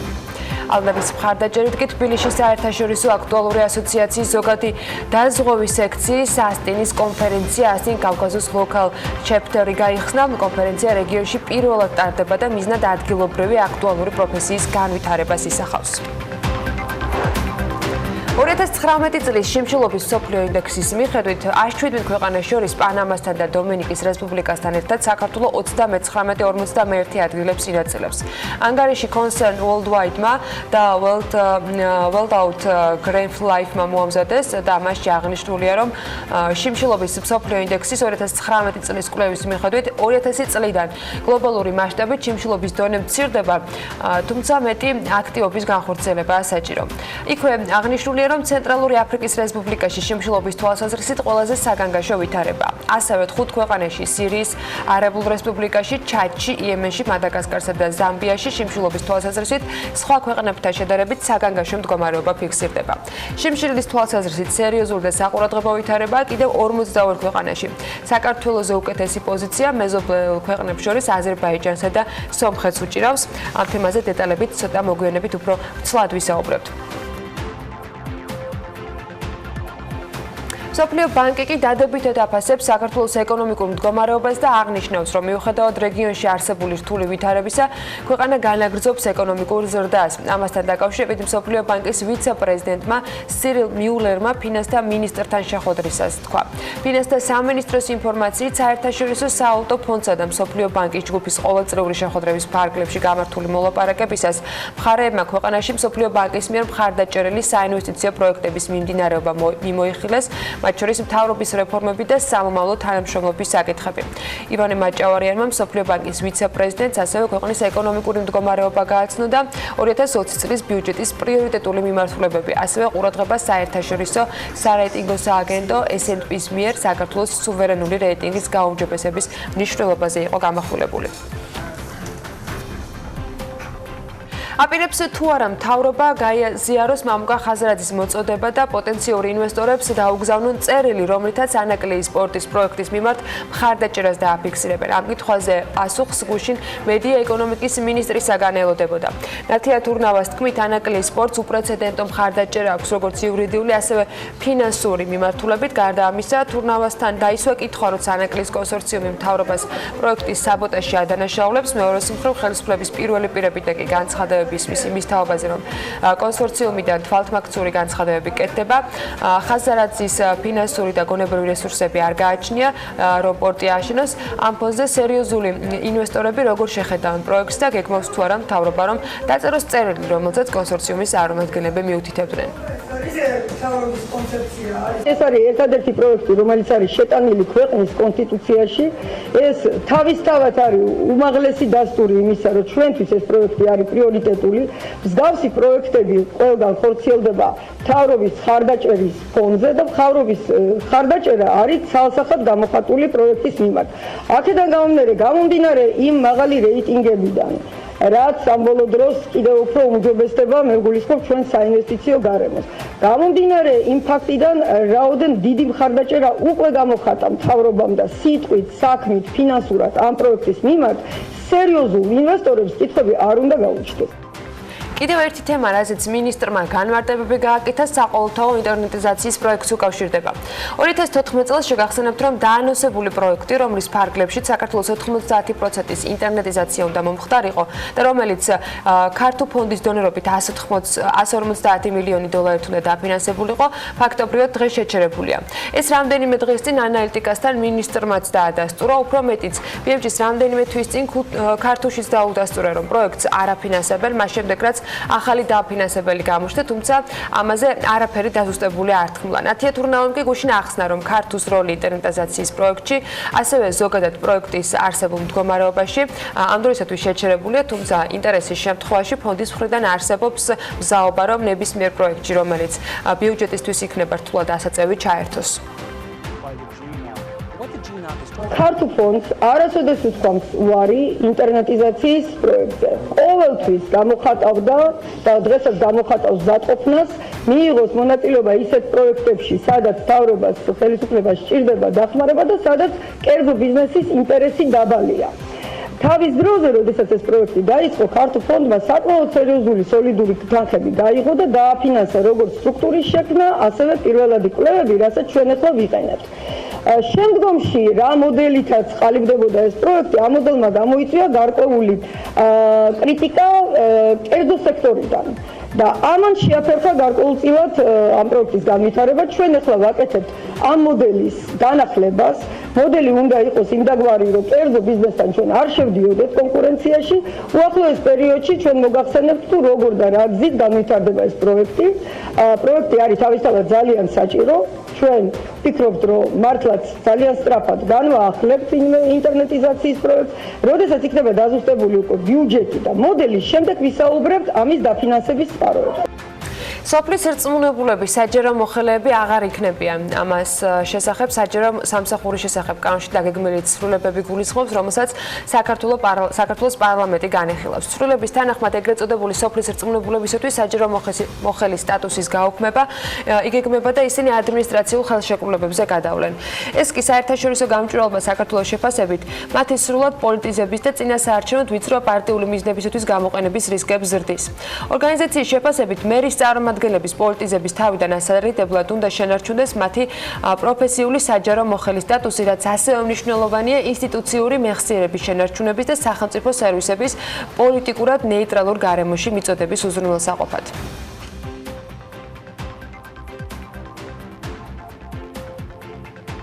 ამასობაში საჯარო და კერძო თანამშრომლობის სააგენტოს თავმჯდომარემ ბიზნეს მედია საქართველოს აქტიური მოკითხვის შემდეგ განმარტებები გააკეთა.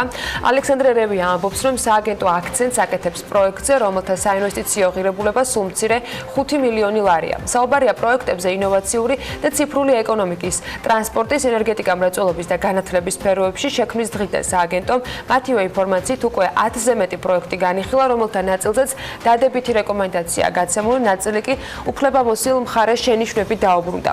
პროექტები, რომელზეც სააგენტომ ამ ეტაპზე დადებითი რეკომენდაციები გასცა, ძირითადად საქართველოს სხვადასხვა რეგიონში ქარის ელექტროსადგურების განვითარებას გულისხმობს.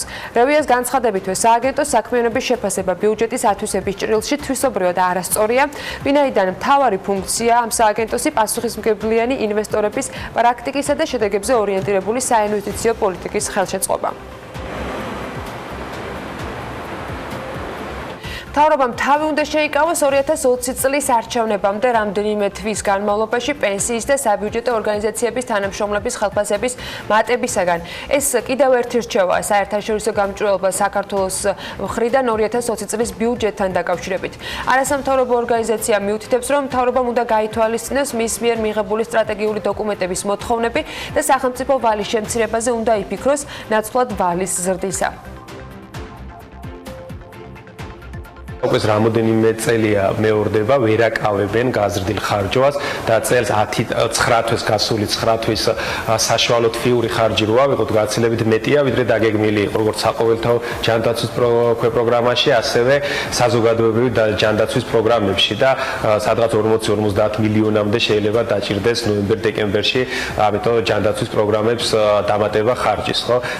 და ეს გამამართლებელი საბუთი მოკლედ ვერ იქნება ის, რომ ეს სწორად ვერ დავგეგმეთ, ხო, ბიუჯეტი გეგმება, იმიტომ რომ ეს მეტნაკლებად აუცილებლად სწორად უნდა დაიგეგმოს. ან უნდა გადადგა ისეთი ნაბიჯები, რომ პროგნოზირებულზე მეტი ხარჯვა რაღაცნაირად შეაკავო. პროფკავშირების საერთაშორისო კონფედერაციის გენერალური ასამბლეა 2020 წელს თბილისში გაიმართება. გადაწყვეტილება ბრიუსელში პროფკავშირების საერთაშორისო კონფედერაციის გენერალურ საბჭოს ხდომაზე გუშინ მიიღეს. თავად პროფკავშირების ინფორმაციით კანდიდატებს შორის იყვნენ და თბილის კონკურენციას უწევდნენ სინგაპური, მელბურნი, ტოკიო, სან-პაულუ და რომი.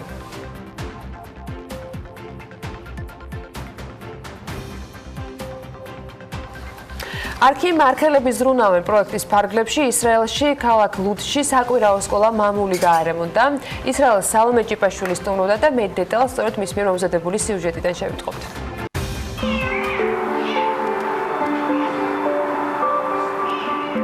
დეველოპერულმა კომპანია არქიმ სოციალური პასუხისმგებლობის კამპანიის არქელების ზრუნავენ ფარგლებში მორიგი კონტრიბუცია ამჯერად ისრაელში განახორციელა.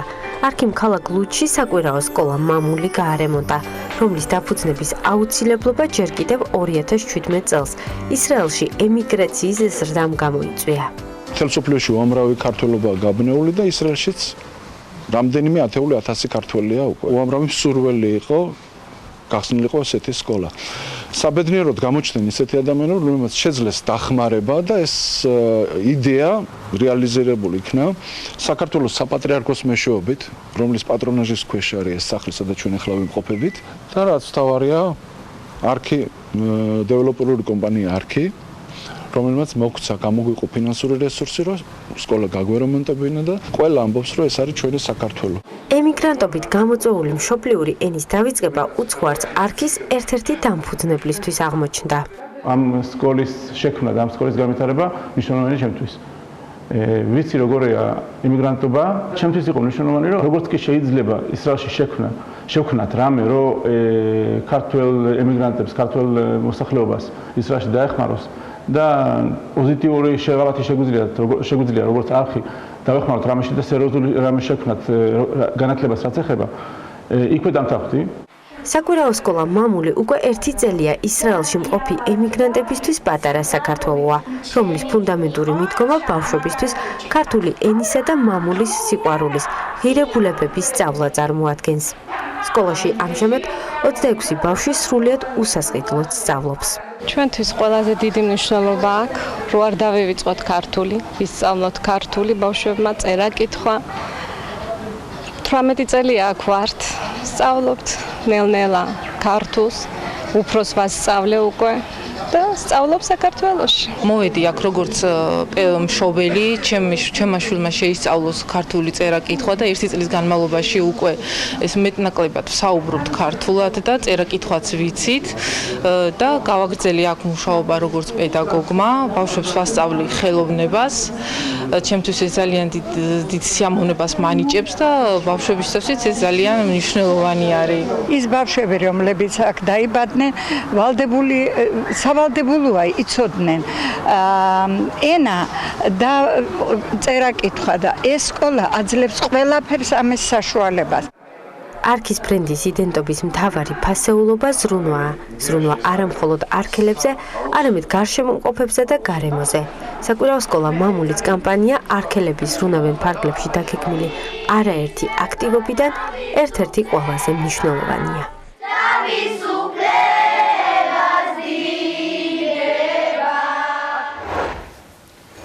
პარლამენტის საბიუჯეტო ოფისმა 2019 წლის სახელმწიფო ბიუჯეტში შესატანით ცვლილებების პროექტზე და ასე 2020 წლის ბიუჯეტის პროექტზე დასკვნა გამოაქვეყნა, რაზე კეთდება აქცენტი მათი მხრიდან.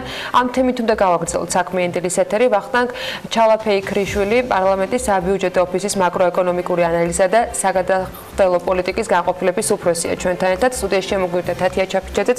მოგესალმებით და მადლობა იმისთვის, რომ ხართ ჩვენთან ერთად. მშვიდობისა კიდევ ერთხელ მივესალმებით ჩვენს მაყურებელს და მადლობა ბატონო ვახტანგ სტუმრობისთვის. დავიწყოთ 2019 წლის ბიუჯეტით, არაერთხელ მიმოგვიხილია ეს თემა, თუმცა თქვენთან ერთად დასკვნის საფუძველზე კიდევ ერთხელ ვილაპარაკოთ თქვენი დასკვნა, რას ემყარება ასე ვთქვათ და რა ტიპის აქცენტები გააკეთეთ. ბატონო, მოგესალმებით. რაც შეეხება ჩვენს ანალიზს, ჩვენს დასკვნას, დავიწყოთ 2019 წლის ცვლილებებიდან. როგორც თქვენც ნახავდით, 2019 წლის ცვლილებები ძირითადად არის ტექნიკური ხასიათის გადანაცვლებები, რაც შეეხება მის ფუნდამენტს, მაკროეკონომიკურ პარამეტრებს, როგორც ნახეთ, შეიცვალა მთლიანი შიდა პროდუქტის პროგნოზი არ შეცვლილა, უბრალოდ ფასების მიმდინარე ტენდენცია არის ასახული და შესაბამისად მისი ფუნდამენტი, ეს მაკროეკონომიკური პარამეტრები ოდნავ არის შეცვლილი. საგადასახადო შემოსავლები არ არის შეცვლილი, ცვლილება არ განიცადა, უბრალოდ მის მუხლებში არის გადანაცვლებები იქ დამატებული ღირებულების მოიმატა დამატებული ღირებულების გადასახადი, აქციის გადასახადი ცოტათი დაიკლო. ანუ მოკლედ რო ვთქვათ, გათვალისწინებულია 9 თვის განმავლობაში არსებული ტრენდები და მის შესაბამისად არის დაკორექტირებული მიმდინარე 3 თვის განმავლობაში მისაღების შემოსავლები. რაც შეეხება ხარჯებს, აქაც უკვე ტექნიკური ხასიათის გადანაცვლებებია, როგორც მოგეხსენებათ, გარკვეული გრძელვადიანი პროექტების მიმართულებით რაღაც პროექტები გადავადა, შემდეგი ან დასრულების ეტაპებმა გადაიწია შემდეგი წლისათვის და მათთვის გადასაცემი თანხები, ანუ ამ ასათვისებელი თანხები გადაიწევს შემდეგი წლის ბიუჯეტში და შესაბამისად საინვესტიციო გრძელვადიანი შეღავათიანი კრედიტების რაღაც ნაწილი, რაღაც დაახლოებით 400 მილიონამდე შემცირებულია. შემცირებული ანუ პროექტები არ არის შეჩერებული, უბრალოდ გადატანილია რაღაც შემდეგ პერიოდებში, ხოლო მის საპირწონედ, ასე ვთქვათ, გაზრდილია შიდა დაფინანსების კუთხით შიდა ვალის მობილიზება გაზრდილი და მისი მეშვეობით არის სხვა საშუალო პროექტებში გაწერილი სხვა პროექტების ათვისება არის თქვენი გათვლებით 2019 წლის ბიუჯეტში იყო მაგალითად საფინანსო საბიუჯეტო კომიტეტისგან რეკომენდაცია, რომ ეკონომიკური ზრდის პროგნოზი წლევანდელი დაკორექტირებულიყო. თქვენი გათვლები რამდენად ეთანხმება ამ პროგნოზს, თუ ეთანხმება მთავრობის მიერ წარმოდგენილ ნაწილს, რამდენად შეიძლება რომ ბოლო კვარტალი იყოს ისეთივე ტემპით წარმოდგენილი, როგორც წინა კვარტალების მაჩვენებელი? ჩვენი პროგნოზი, რომელიც 2019 წლის ივნისში გავაკეთებთ, ცოტათი განსხვავდებოდა მთავრობის პროგნოზისგან. ჩვენ გვაქვს 4 და 7 და ჯერჯერობით ჩვენ არ შეგვიძლია ეს პროგნოზი და მიმდინარე ტრენდიდან გამომდინარე. თქვენ და საერთაშორისო ფონდის ემთხვევა. სავალუტო ფონდის 4 და 6-ია. ხო, ჩვენ შემდეგ გამოაქვეყნეს სავალუტო ფონდმა 4 და 6-ია.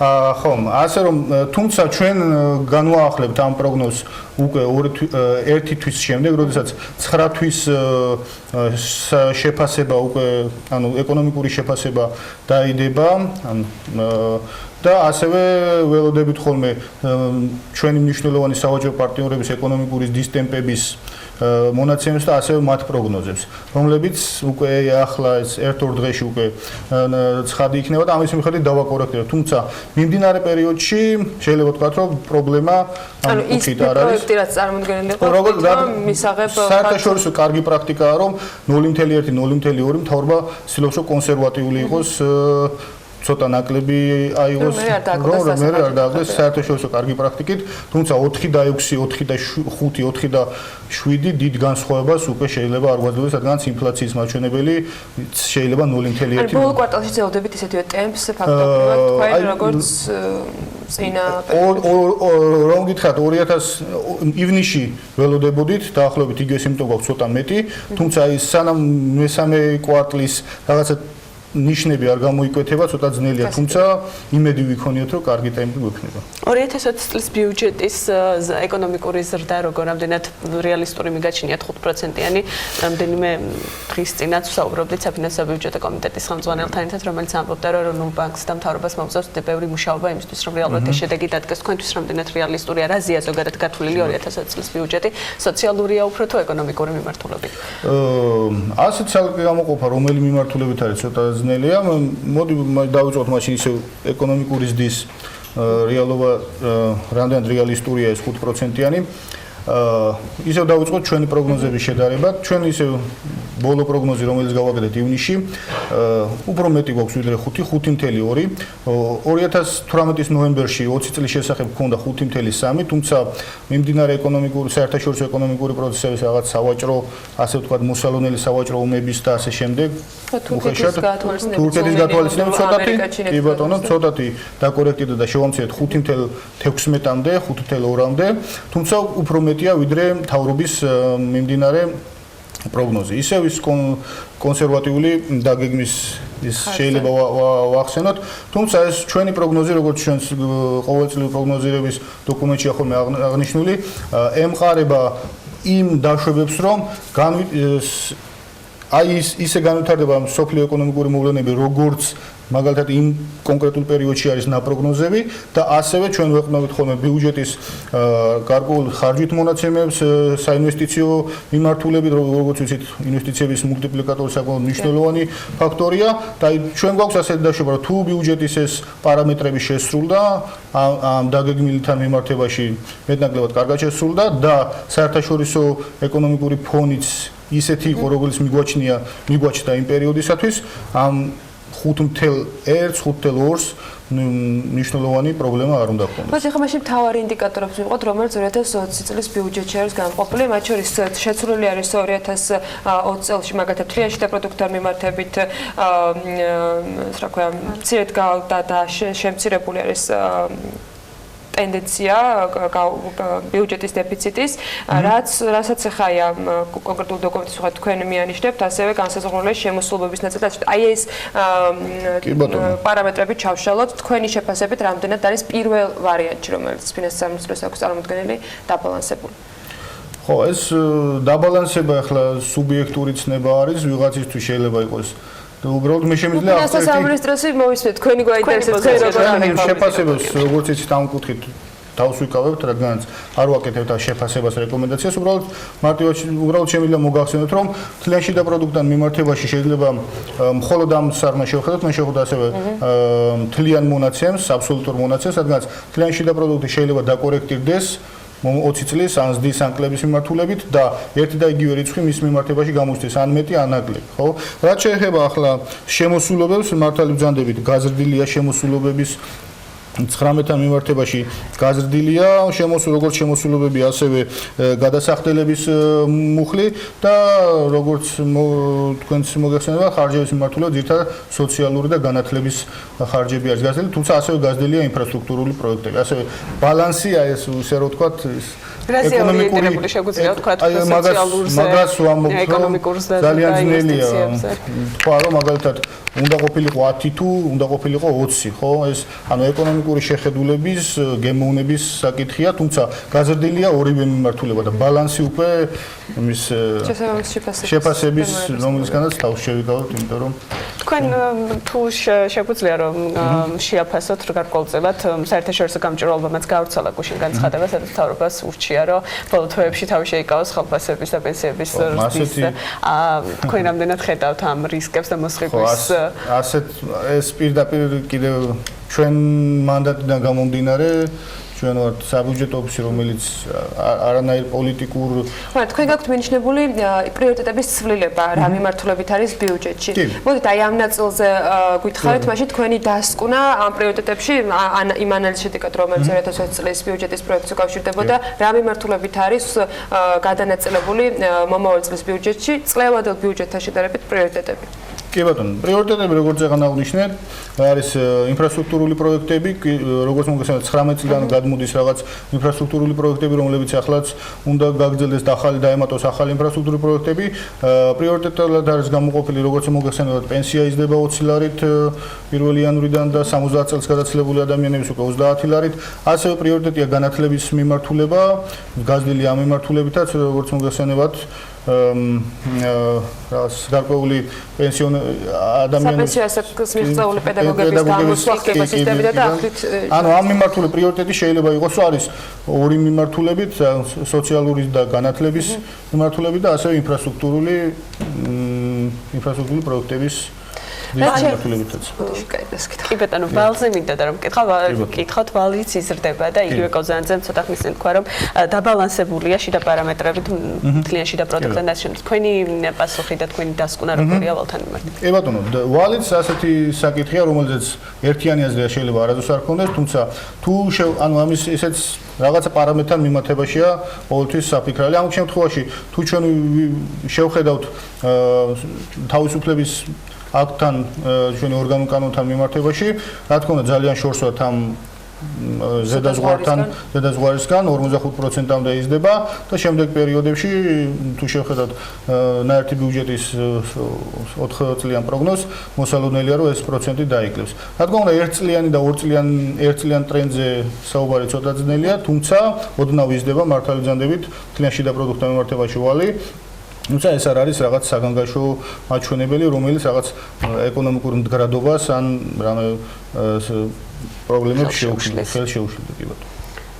გისმენა აღარებაში თუ შეგება ზუსტად აი მაშ გავაგრძელებ ამ ნაწილში შიდა ვალის გაზრდა რამდენად შეიძლება იყოს პრობლემური ბიუჯეტისათვის და ზოგადად ხარჯვითი ნაწილისათვის თანხის განკარგვის მიმართულებით, რომ ამაზე ძალიან ბევრი დისკუსია იყო, მათ შორის იმ ვალის ვალდებულებებთან დაკავშირებით და შეისუსტა ხელისუფლებამ ვალდებულებებს თქვა შიდა ვალით დამატებით თანხის მიღების და ასე შემდეგ. ანუ სულ ესეთი საინტერესო კითხვები გაქვთ.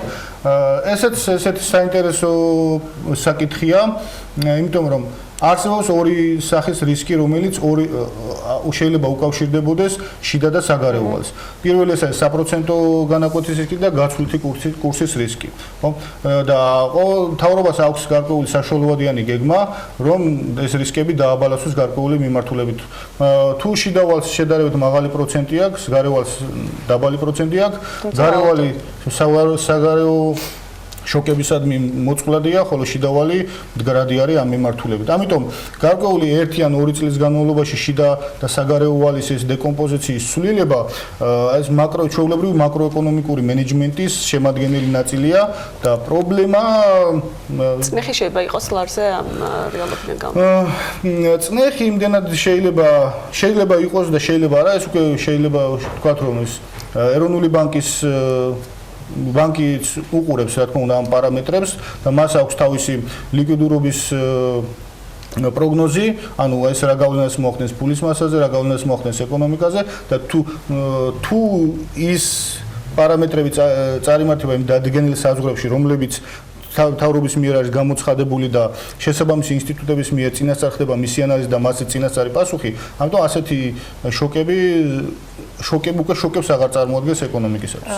შეიძლება თუ არა გამოვიტანოთ დასკვნა, არ ვიცი რამდენად შეძლებთ თქვენ ამაზე კომენტარს ეკეთებას, მაგრამ იმ ფონზე მესმის რომ ტექნიკური საკითხი არის, ეროვნული კურსის ბიუჯეტში დაფიქსირება, იმოცებული მომცემს, მაგრამ რაც დაფიქსირდა, ნუ არ არის ხალხურად სახარბეულ და თქვა მოსაწონი, მაგრამ თქვენ რაც ახსენეთ, შეიძლება ვიფიქროთ თუ არა, რომ მთავრობას ნდობა მათ შორის ეროვნული ვალუტის მიმართ სიმყარესთან დაკავშირებით, ან გადაზღვევა არ ქონდა და სწორედ ამიტომ იყო არჩეული შიდა ვალის თქვათ ზრდა საგარეო ვალთან შედარებით. ასეთ ცალსახად თქმა ალბათ არ იქნება მართებული, რადგანაც შიდა ვალის და გარეო ვალის დეკომპოზიციას რო შევხედავთ, სამკუთხედო მაღალი პროცენტია საგარეო ვალდებულებების და შესაძლებელია რომ მთავრობას გარკვეული პერიოდიდან მოყოლებული ქონდეს ეს სტრატეგია, რომ რაღაცნაირად გარკვეულ პერიოდში ეს თანდათან დააბალანსოს რაღაც ამართულები და შეიძლება უბრალოდ ამ შემთხვევაში მაღალი გაცვლითი კურსის, შედარებით მაღალი გაცვლითი კურსის პირობებში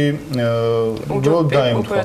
კი ბატონო, უბრალოდ ეს წინასწარ გამოცხადებული რაღაც ნდობა არ აქვს, რა თქმა უნდა, ამის თქმა. სამი თვეა კიდევ დარჩენილი ბიუჯეტის განხილვამდე და დასრულებამდე დარწმუნებული ვარ კიდევ გვექნება სასაუბრო ამ თემაზე. მადლობა თქვენი დროისთვის და სტუმრობისთვის. ვახტანგ ჩალაფეიქრიშვილი, პარლამენტის საბიუჯეტო ოფისის მაკროეკონომიკური ანალიზისა და საგადასახადო პოლიტიკის განყოფილების უფროსი სტუმრობდა. საქმიანი დილის ეთერში. მადლობა თათია და მადლობა ვახტანგ. თქვენ და ვიდრე სარეკლამო პაუზაზე გავალთ, სიახლე გვაქვს თბილისის აეროპორტით მოსარგებლეთათვის. თბილისის საერთაშორისო აეროპორტში მგზავრებს უკვე კომპანია ბენ ექსკლუზივის ტაქსები მოემსახურებიან და კომპანია აეროპორტიდან მგზავრთა გადაყვანას ახალი ჰიბრიდული ელექტრომანქანებით უზრუნველყოფს. მგზავრების ტარიფი ქალაქის სხვადასხვა უბნების მიხედვით იქნება 30-დან 40 ლარამდე. ეს მათთვის, ვინც ყოველდღიურ ვაჭრობაში ერთვება ხოლმე ახალ ჩამოფრენელი დედაქალაქში. აეროპორტში განთავსდა ასევე კომპანიის ოფისი, სადაც მგზავრები შეძლებენ წინასწარ შეიძინონ მგზავრობის ბილეთი და შეარჩიონ სასურველი მარშრუტი. ეს ინფორმაცია კი მძღოლს ავტომატურად გადაეცემა ავტომობილში სპეციალურად დამონტაჟებულ ეკრანზე. გარდა ამისა, ტრანსპორტში განთავსებული არის ტაქსომეტრები, რაც სერვისის საფასურს განსაზღვრავს იმ შემთხვევაში, თუ კი მგზავრი თბილისის გარეთ მიემგზავრება. მოკლედ, თბილისისა და ბათუმის საერთაშორისო აეროპორტების მმართველი კომპანია ტავჯორჯია თბილისის საერთაშორისო აეროპორტის ტაქსი სერვისის ექსკლუზიური მიწოდების უფლებაზე უკვე ინტერესთა გამოხატვას ჯერ კიდევ 2019 წლის ივლისიდან აცხადებდა და შედეგიც უკვე დადებულია. ამ სერვისის მიწოდებაზე ინტერესი 6 კომპანიამ გამოთქვა და გამარჯვებული არის ბენ ექსკლუზივი, რომელიც სხვათა შორის ძალიან კარგ მომსახურებას თავაზობს სხვადასხვა მიმართულებით და სერვის ნებისმიერ მსურველს და თუ კი ვინმე გზავრობას გეგმავთ თბილისის აეროპორტის გავლით, მე მგონი კარგი ამბავი არის იმ პრობლემის მოხსნა, რომელიც შემდეგ დედაქალაქში ცენტრში გადაადგილებას უკავშირდება ხოლმე. ხოდა მათთვის, ვინც ფრენას აპირებს, ან ელოდება და დახვედრას გეგმავს სტუმრობისათვის, მოდი ფრენის განრიგს გადავხვიდოთ, შემდეგ ძელოდიან ამბის პროგნოზს და საეკლამო პაუზის შემდეგ დაგიბრუნდებით.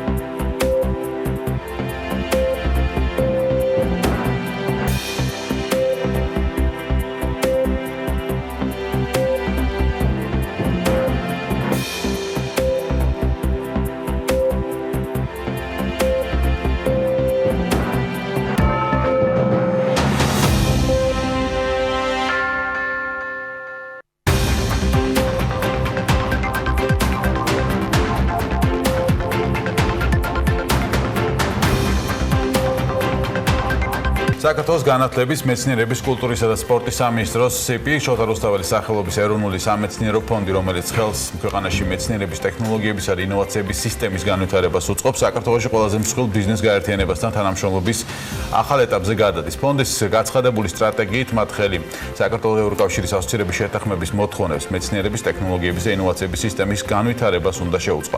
ამ მიმართულებით როგორ და რა მიმართულებებით თანამშრომლობენ ასოციაციის წარმომადგენლები სახელმწიფო CP-თან ჩვენ სტუმრებთან ერთად გავარკვევთ საუბარში. ლევან ვეფხვაძე საქართველოს ბიზნეს ასოციაციის აღმასრულებელი დირექტორი და ზვიად გაბისონია საქართველოს ეროვნული სამეცნიერო ფონდის გენერალური დირექტორი გვერდებიან პირდაპირ ეთერში. დილა მშვიდობის, მოგესალმებით, მადლობა გადაცემაში მომბრძანებისთვის. ბატონ ლევან, თქვენგან დავიწყოთ თანამშრომლობის რა ფორმატზე გადადიხართ, რას ითვალისწინებს აღნიშნული ურთიერთთანამშრომლობა? დილა მშვიდობის, საინტერესო კითხვაა.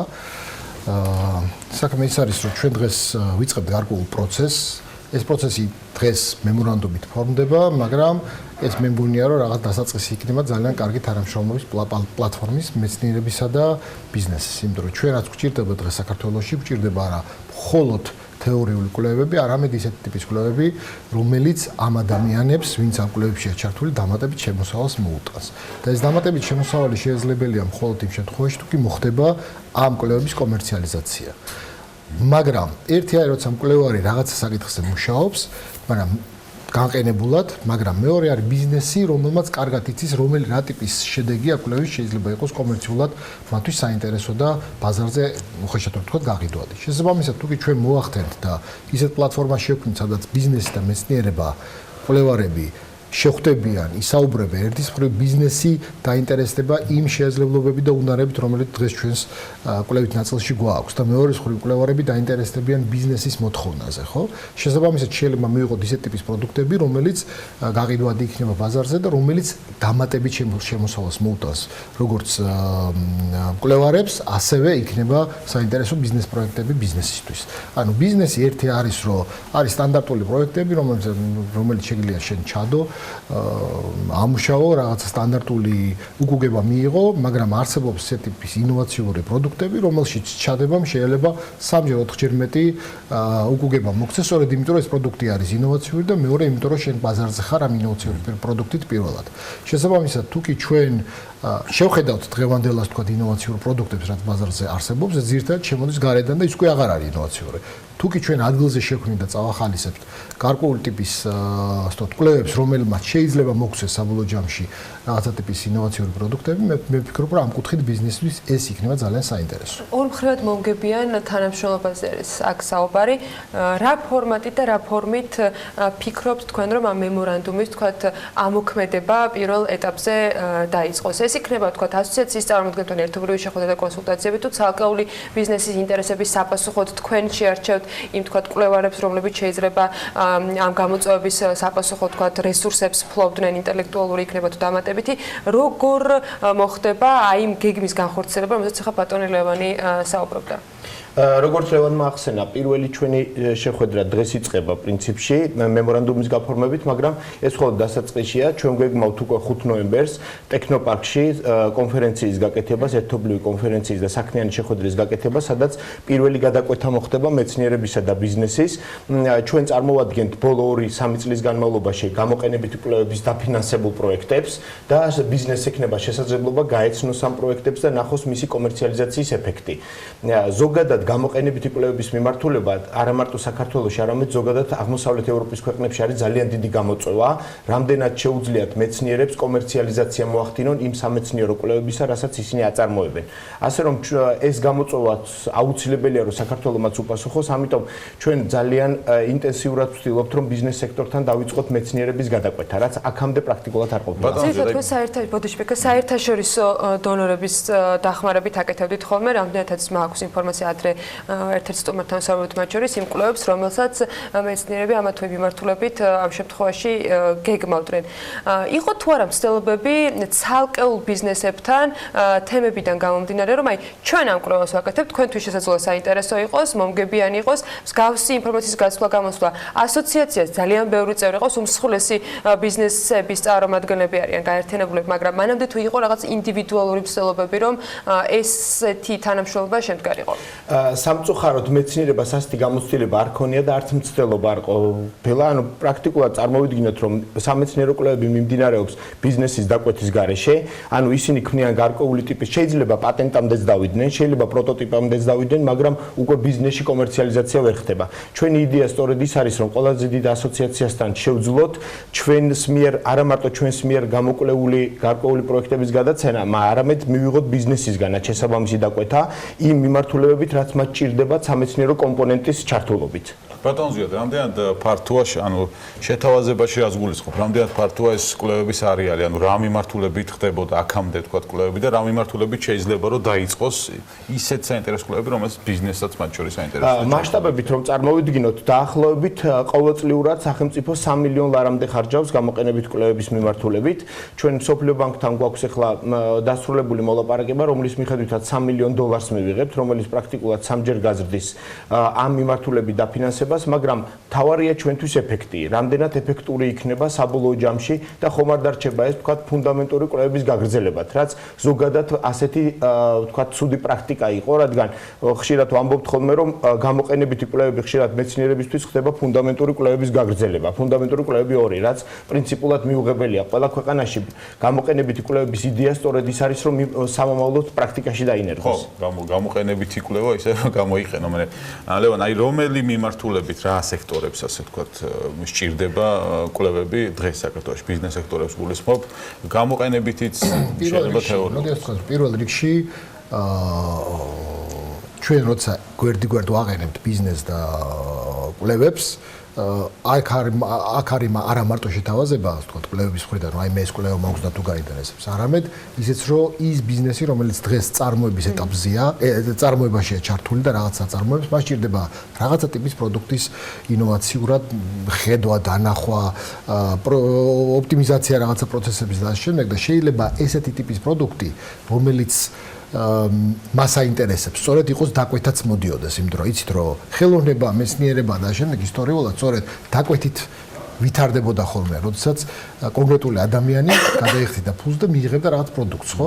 შესაბამისად, თუ კი ჩვენ ეს პროცესი ჩავხდეთ, ანუ არა ის რომ ბიზნესთან მივიდეს ვიღაცა და უთხრას აი მე ეს პატენტი მაქვს და დააფინანსე, არამედ უკავშირის შესაბამისი არსებობდეს, რომ მოვიდეს ბიზნესზე, თქვას რომ მე მაქვს წარმოება, მე შემიძლია ეს და ეს გავაკეთო და თუ შეგიძლია რაღაცა კონკრეტული შევამთავაზო და ის წავიდეს და იფიქროს, რაღაცა ინოვაციური შესთავაზოს და მოიტანოს მაგიდაზე დადოს, ხო? ანუ ეს არის სწორედ ის, რაც ერთი ნაწილია. მეორე ნაწილი არის, რომ თუ კი შენ გაქვს ფინანსური რესურსი, თავისუფალი ფინანსური რესურსი და გაინტერესებს საინვესტიციო რაღაცა პროდუქტი, თუ ადამიანს უკვე გამზადებული რაღაცა ტიპის ინოვაციური პროდუქტი, რომელსაც ხედავ რომ ბაზარზე ხარ პირველი და ამაში ინვესტიცია შენთვის საინტერესოა, მე არ მგონია რომ ვთქვათ ადამიანი რომელიც ბაზარზე პირველობისთვის იბრძვის უარს იტყოდეს ესეთ ტიპის პროდუქტზე. ანუ აქ არის ერთის მხრივ ერთი არის, როდესაც შენ როგორც ბიზნეს გაქვს გარკვეული წარმოება და ამ წარმოებაში რაღაცა გჭირდება და მიდიხარ და უკვეთავ და მეორე როცა ბიზნესთან მიდის უკვე მეწარმე და ეუბნება აი ესეთი პროდუქტი მაქვს და გაინტერესებს თუ არა. ხო და ის თუ დაინახავს რომ იცი რა ამ პროდუქტს აქვს რაღაცა გრძელვადიანი ციკლი რომელიც მე უკუგებას მომიტანს რაღაცა ორჯერ სამჯერ მეც შეიძლება მეც იმიტომ რომ ეს ინოვაციური პროდუქტია და ახალი პროდუქტია ბაზარზე, ხო? რატომაც არა, მე მგონი რომ ბიზნესი ამ ვთქვათ ინვესტიციას განახორციელებს. რაც ახლა თქვენს თანამშრომლებს, ანუ თქვენი წევრები, ის ადამიანები სამ ყველაფერზე მუშაობენ, რამდენად იყო მათგან გამოხმაურება ამ საკითხზე, რამდენად არის მზაობა, საერთოდ რომ მსგავსი ფორმატით თანამშრომლობა მომავალში შედგეს და გაგრძელდეს და გრანტიორებს, მეცნიერებს გულისხმობთ. დიახ, რა თქმა უნდა. ვინც შეიძლება რომ ამ თანამშრომლობაში ჩართული მხარე იყოს და თქვენი როგორც მენეჯმენტის როლი რაში იქნება გამოხატული? ეს არის მთელი ციკლი, ასე ვთქვათ, ბოლო კითხვიდან რომ დავიწყოთ, არის მთელი ციკლი, როდესაც იწყება სამეცნიერო კვლევები, ის გადის გარკვეულ ეტაპებს. ეს ეტაპები შეიძლება დაიწყოს საქართველოსდან და დასრულდეს, ვთქვათ, ევროკავშირში, რადგან ჩვენ ESF-ი ყავს შემოყვანილი გამოყენებითი კვლევების შეფასების და ექსპერტიზის ნაწილში და ამიტომ ძალიან იმედით უყურებთ, რომ უფრო მაღალი ხარისხის სამეცნიერო კვლევებს დავაფინანსებთ, მაგრამ ამით არ უნდა დასრულდეს სამეცნიერო კვლევები. უახლოეს პერიოდში ძალიან ინტენსიურად ჩაერთვება ჯიტაც, ანუ ინოვაციებისა და ტექნოლოგიების სააგენტო, რომ პატენტირებისა და პროტოტიპის შექმნის ნაწილში მიეხმაროს რუსთაველის ფონდს. მზაობა რა თქმა უნდა მეცნიერებისგან არის, რადგან მათაც ძალიან კარგად იციან, რომ მხოლოდ კვლევები არ სრულდება ამითი, რადგან არსებობენ მეცნიერები, რომლებიც წმინდა თეორიულ ნაწილში მუშაობენ, მაგრამ არიან მეცნიერები განსაკუთრებით ინჟინერინგის ნაწილში, სადაც ძალიან აინტერესებთ ის, რომ მათი ვთქვათ გამოგონებები, მათი ინოვაციური ტექნოლოგიები პროტოტიპად და შემდგომ ბიზნესში დაინერგოს, რაც ამის კულტურა არ არის. ასეთი ჯაჭვი დღემდე არ არსებობდა პრაქტიკულად. რუსთაველის ფონდს არ აქვს, რა თქმა უნდა, იმის უფლებამოსილება, რომ ეს ჯაჭვი ბოლომდე შეკრას, აქედან გამომდინარე გვჭირდება ამ ჯაჭვის ნაწილები შევქმნათ, ასე ვთქვათ და ამიტომ ძალიან მნიშვნელოვანია, რომ ყველაზე მნიშვნელოვანი ნაწილი თავად ბიზნესი უშუალოდ ჩაერთოს, რადგან დღემდე არ ხდება არანაირი კომუნიკაცია, მეცნიერება ვითარდება თავისთვის და ბიზნესი ვთქვათ ანუ ვითარდება თავის მიმართულებით. იგივე ლევანის აზრი მინდა უბრალოდ რომ გავაგრძელო იმ ნაწილში, სადაც ვთქვათ დღევანდელ პროექტებზე, სადაც ჭირდება, მაგალითად იგივე ინფრასტრუქტურულ პროექტებზე თქვენ იცით რომ უამრავი ნაწილი და კომპონენტია კვლევითი კომპონენტები, რომელშიც უამრავ ფულს ხარჯავენ კომპანიები, იგივე სატენდერო განაცხადების შეტანის დროს ან ნებისმიერ ფაზაში. იგივე ურთულესი ვთქვათ საინჟინრო კონსტრუქციების აგების დროს და ასე შემდეგ. ამ ნაწილებში ჩვენ ვფიქრობთ რომ მეცნიერებას ჩართვა შეუძლია. ენერგეტიკაში არა? მათ შორის რა თქმა უნდა ენერგეტიკაში. რა გამოცდილება დააგროვეთ ამ პერიოდს გან თქვენ ახსენეთ რომ ევროპაშიც გამოწვევაა, ხო? აი ვისთან თანამშრომლობთ, ბატონო ზიად, აი რა ტიპის გამოცდილება გაქვთ უკვე დააგროვებული და მიდის თუ არა ვთქვათ ევროპაშიც იგივე ფაზიდან მიმართულებით რომ ბიზნესთან რაღაცნაირად კავშირი იყოს ამ სამეცნიერო კვლევებში. რა თქმა უნდა, თქვენ იცით რომ რამდენიმე კვირის წინ საქართველოს გახდა ევრაქსესის წევრი, ეს გახლავთ კვლევებისა და ინოვაციების ევროკომისიის სტრუქტურა, ერთ-ერთი უმნიშვნელოვანესი სტრუქტურა, ამას ხშირად ვამბობთ ხოლმე, რომ ჩემპიონთა ლიგაში შევედით, ასე ვთქვათ, მაგრამ ეს არის ძალიან დიდი გამოწვევა და ვალდებულებები. თავისთავად თქვენ კარგად იცით, რომ ევროკავშირი პერიოდულად ქართულ მეცნიერებას აწვდის რეკომენდაციებს, მათ შორის ძალიან ცნობილია 23 რეკომენდაცია, საიდანაც პრაქტიკულად 7 ეხება სწორედ კომერციალიზაციის ნაწილს. ანუ ყველაზე სუსტი ნაწილი, ასე ვთქვათ, ქართული მეცნიერების არის სწორედ კომერციალიზაციის ნაწილი. Horizon 2020-ის პროექტები, Horizon 2020-ის გაგრძელება, Horizon Europe მთლიანად კონცენტრირებული იქნება გამოყენებით კვლევებზე. ამიტომ ძალიან იმედით უყურებთ იმ ნაწილს, რომ ევრაქსესში ჩართულობა საშუალებას მოგცემს, რომ გამოცდილება ამ მიმართულებითაც ევროპელებისგან ავიღოთ. წარმატებას გისურვებთ დღეს გაფორმებულ ეს დავამატებ, რომ თავარი ესეთ ტიპის კომუნიკაციაში არის ის, რომ ახალგაზრდა ადამიანს, რომელსაც დღეს რომელიც დღეს შეიძლება ნიჭიერი ადამიანია პოტენციურად, მას შეიძლება კვლევებში ჩართვის შესაძლებლობა სრული კონდეს, თუ ის პერსპექტივას ვერ დაინახავს, რომ ამ კვლევების შედეგი დადგება და რაღაცა უგუგება ეკრება ცხოვრებაში, ხო? ადგება და წავა და ისწავლის ისევ ბიზნეს ადმინისტრირებაზე და ასე შემდეგ, ხო? და აი ეს ბიზნეს ადმინისტრირების მაგისტრები იმდენი ყავს ამ ქვეყანაში, ხო, უკვე ძალიან ბევრია, აღარ გჭირდება ხალხო და ჩვენ პრობლემა შეიქმნა იქ, რომ ჩვენ თუნდაც გვაქვს კარგი სკოლები. იგივე ეგრეთ წოდებული კომაროვის სკოლა თუ ვეკუას სკოლა და ასე შემდეგ, ხო? ვეკუას სკოლი დავიწყე პირველი ნამდვილად, იმიტომ რომ ვეკუას სკოლა დამთავრებული ბოდიში ჩემს სკოლას და მაგრამ ეს ბავშვები რომ ამთავრებენ იმის გამო რომ პერსპექტივა ვერ ხედავდნენ ბოლო 30 წლის განმავლობაში, მიდიოდნენ ისევ ბიზნესში, მიდიოდნენ იგივე მათემატიკის ფაკულტეტიდან, მიდიოდნენ მერე ბანკებში მუშაობდნენ 90-იანებში და შემდეგ მერე წავიდნენ სხვა მიმართულებით. ანუ პრობლემა ის არის, რომ ჩვენ მთელი თაობის წყვეტა გვქონდა. და პრობლემა შეიქმნა ის, რომ მეცნიერებაში ახალგაზრდები ძალიან ცოტაა, არის საშუალო ასაკზე მაღალი ადამიანები, საშუალო მაღალი ადამიანები, რომლებიც თავის დროზე საბჭოთა კავშირის დროს იყვნენ კვლევების ჩართული და მაშინ კომერციალიზაცია კვლევების არ ხდებოდა.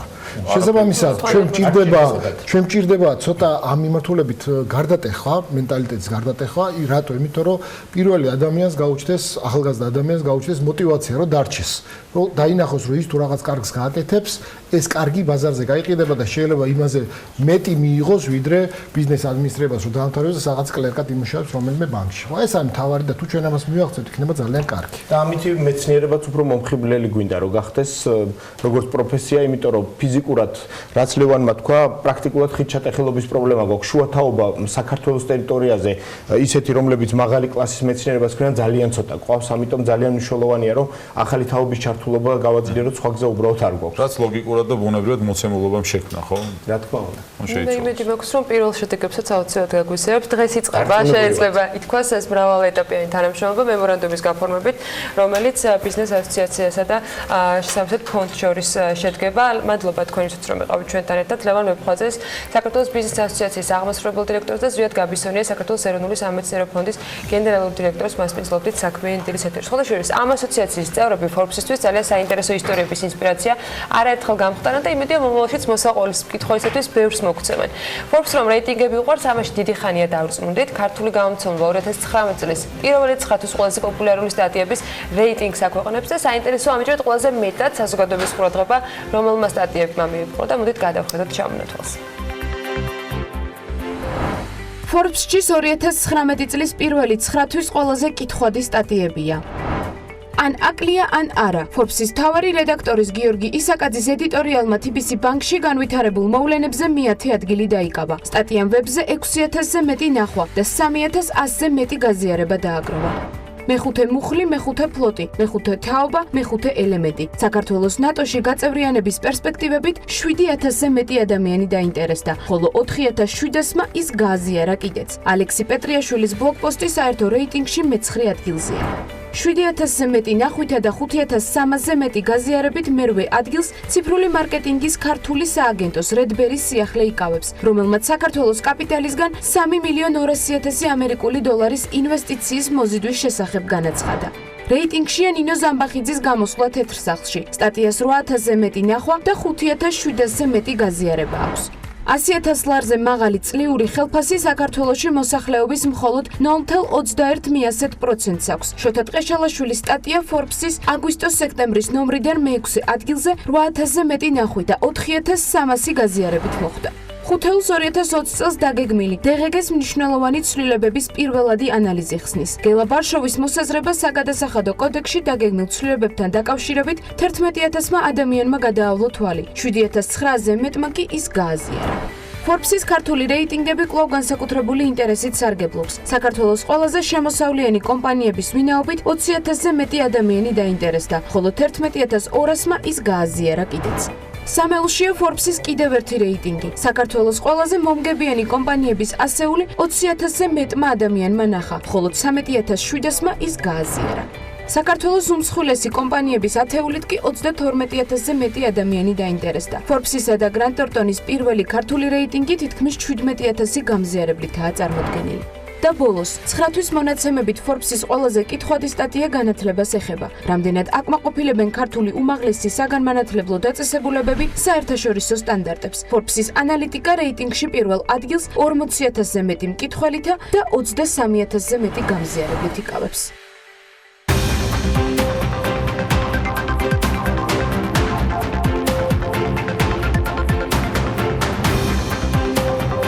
საქართველოს ეროვნული ბანკის ვიცე-პრეზიდენტი არჩილ მესტვირიშვილი 2020 წლის სახელმწიფო ბიუჯეტის შესახებ დასკვნას პარლამენტში დღეს წარადგენს.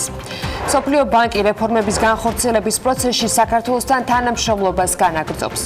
საქართველოს პურის მრეწველთა კავშირის ხელმძღვანელის მალხაზ დოლიძის განცხადებით წელს პურის ფასი 10 თეთრის ფარგლებშია გაზრდილი, თუმცა ამ ეტაპზე ფასის დამატებით ზრდა მოსალოდნელი არ არის. შინაგან საქმეთა სამინისტრო 270 ავტომობილის შეძენას გეგმავს, რისთვისაც ჯამურად 19,674,750 ლარია გამოყოფილი. შესაბამისად, კონსოლიდირებული ტენდერები უკვე გამოცხადებულია. სანქციების მიუხედავად რას ავიაციამ მოსკოვი ქუთაისის ფრენის ლიცენზია გასცა, რამდენიმე რუსული სააგენტო წერს, რომ საქართველოსთან ავიამიმოსვლა აღდგება, თუმცა საბოლოოდ ეს ხმები არ დასტურდება.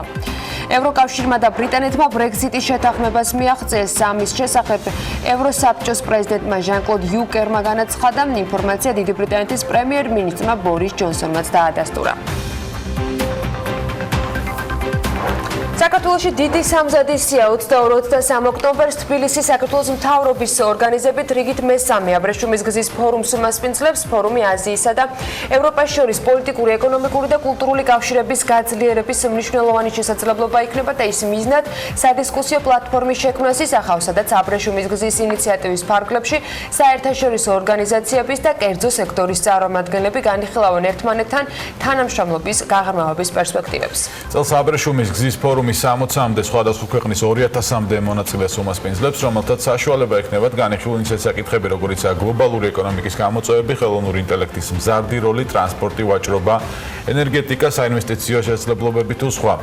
სტუმარი გვერდება ამ თემაზე გენადი არველაძე, ეკონომიკის მინისტრის მოადგილე. დილამშვიდობის ბატონო გენადი, მადლობა რომ ხართ ჩვენი გადაცემის სტუმარი. შექმნილია უკვე სპეციალური შტაბი, რომელიც ამ საორგანიზაციო საკითხებს, ასე ვთქვათ, აგვარებს და ყურადღებას აქცევს. თქვენ ხელმძღვანელობთ ამ შტაბს, ამ შტაბის მუშაობაზე რომ გითხრათ, ანუ რა ტიპის სამუშაოს ახორციელებთ ახლა, დღეს უკვე სად ვართ, არის თუ არა ყველაფერი მზად 22-23 ოქტომბრისთვის? კიდევ ერთხელ მოგესალმებით, მივესალმებით თქვენს ტელემაყურებელს, მადლობა სტუდიაში მოწვევისთვის. მე აქვე მოგახსენებთ, როგორც თქვენ აღნიშნეთ, რომ უკვე მესამედი იმართება აღნიშნული ფორუმი, თბილისის აბრეშუმის გზის ფორუმი, რომელიც არის საერთაშორისო მასშტაბის, ჩვენ გვაქვს მაღალი რანგის სტუმრების დასწრება, როგორც კერძო სექტორიდან, ასევე სამთავრობო სექტორიდან, სხვადასხვა ქვეყნებიდან. ძალიან მნიშვნელოვანია, რომ ამ კუთხით მისი მასშტაბიდან გამომდინარე ჩვენ შევქმნით შტაბი, დაახლოებით 1 კვირის წინ გაიხსნა, რაც უფრო მეტად უზრუნველყოფს, რომ კოორდინირებულად ვაწარმოოთ ის სამზადისი, რომელიც ამ ფორუმთან დაკავშირებით უნდა განხორციელდეს ამ მომავალ დღეების განმავლობაში.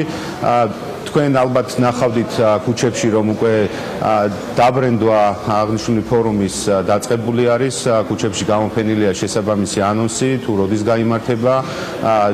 როგორც იცით, რომ ლოკაცია გვაქვს 3 ლოკაცია, ეს ლოკაციები იქნება ოპერისა და ბალეტის სახელმწიფო თეატრი, ასევე არის ბილტმორის სასტუმრო და სასტუმრო რედისონი. მასშტაბურობა ამ ღონისძიების ბევრად გაზრდილია წელს, შესაბამისად ლოკაციებიც დაემატა, თუ მანამდე იყო 2 ლოკაცია, წელს უკვე გვაქვს 3 ლოკაცია, რადგან გვაქვს ასევე ამ ფორუმის ფარგლებში სხვადასხვა ღონისძიებები, რომელსაც ახორციელებს როგორც ევროპის ღონისძიებებზე მინდა რომ ეხლა ეტაპობრივად მივყვეთ. ჩვენ ძალიან ბევრი თემა დავასახელეთ, რაზეც აქცენტს აკეთებს მესამე აბრეშუმის გზის ფორუმი, რომელიც თბილისში იმართება. სპიკერების ჩამონათვალი ხელმისაწვდომი არის, ფაქტობრივად ყველა გადავავლეთ თვალით, ძალიან საინტერესო დისკუსიები შეიძლება შედგეს, მაგრამ თქვენგან მინდა ახლა მოვისმინო, ვინ იქნებიან კონკრეტულად რა თემებზე წარმოდგენილები, რა არის მიზანი ამ ფორუმის, რა შედეგით გინდათ რომ დასრულდეს და მონაწილეები, რომელიც რამდენიმე ქვეყნიდან და საერთაშორისო ინსტიტუტებიდან მოიყრიან თავს, რა მიმართულებით იქნებიან თქვენთვის, როგორც ხელისუფლების წარმომადგენლისათვის საინტერესო ამ ფორუმზე. კი ბატონო, მე მოგახსენებთ უბრალოდ ჩამოთვლა ესე რთული იქნება, რადგან 50-ზე მეტი სპიკერი არის მხოლოდ სპიკერი, რომელიც წარმოდგენილი იქნება სხვადასხვა პანელებზე, როგორც თქვენ უკვე ანონსში თქვით, არის თემები, რომელიც არის შემადგენელი ნაწილი აბრეშუმის გზის. აბრეშუმის გზა ზოგადად არის სავაჭრო და ეკონომიკური კავშირების გაძლიერება ქვეყნებს შორის და ჩვენი ფორუმიც ემსახურება ზუსტად ამას ამ წლების განმავლობაში, რომ უფრო მეტად გაძლიერდეს სავაჭრო ურთიერთობები რეგიონის ქვეყნებს შორის და რეგიონის გარეთაც. შესაბამისად, ჩვენ ვსტუმრობს მაღალი დონის სტუმრები როგორც სამეზობლოდან, ასევე ევროკავშირის წევრი ქვეყნებიდან.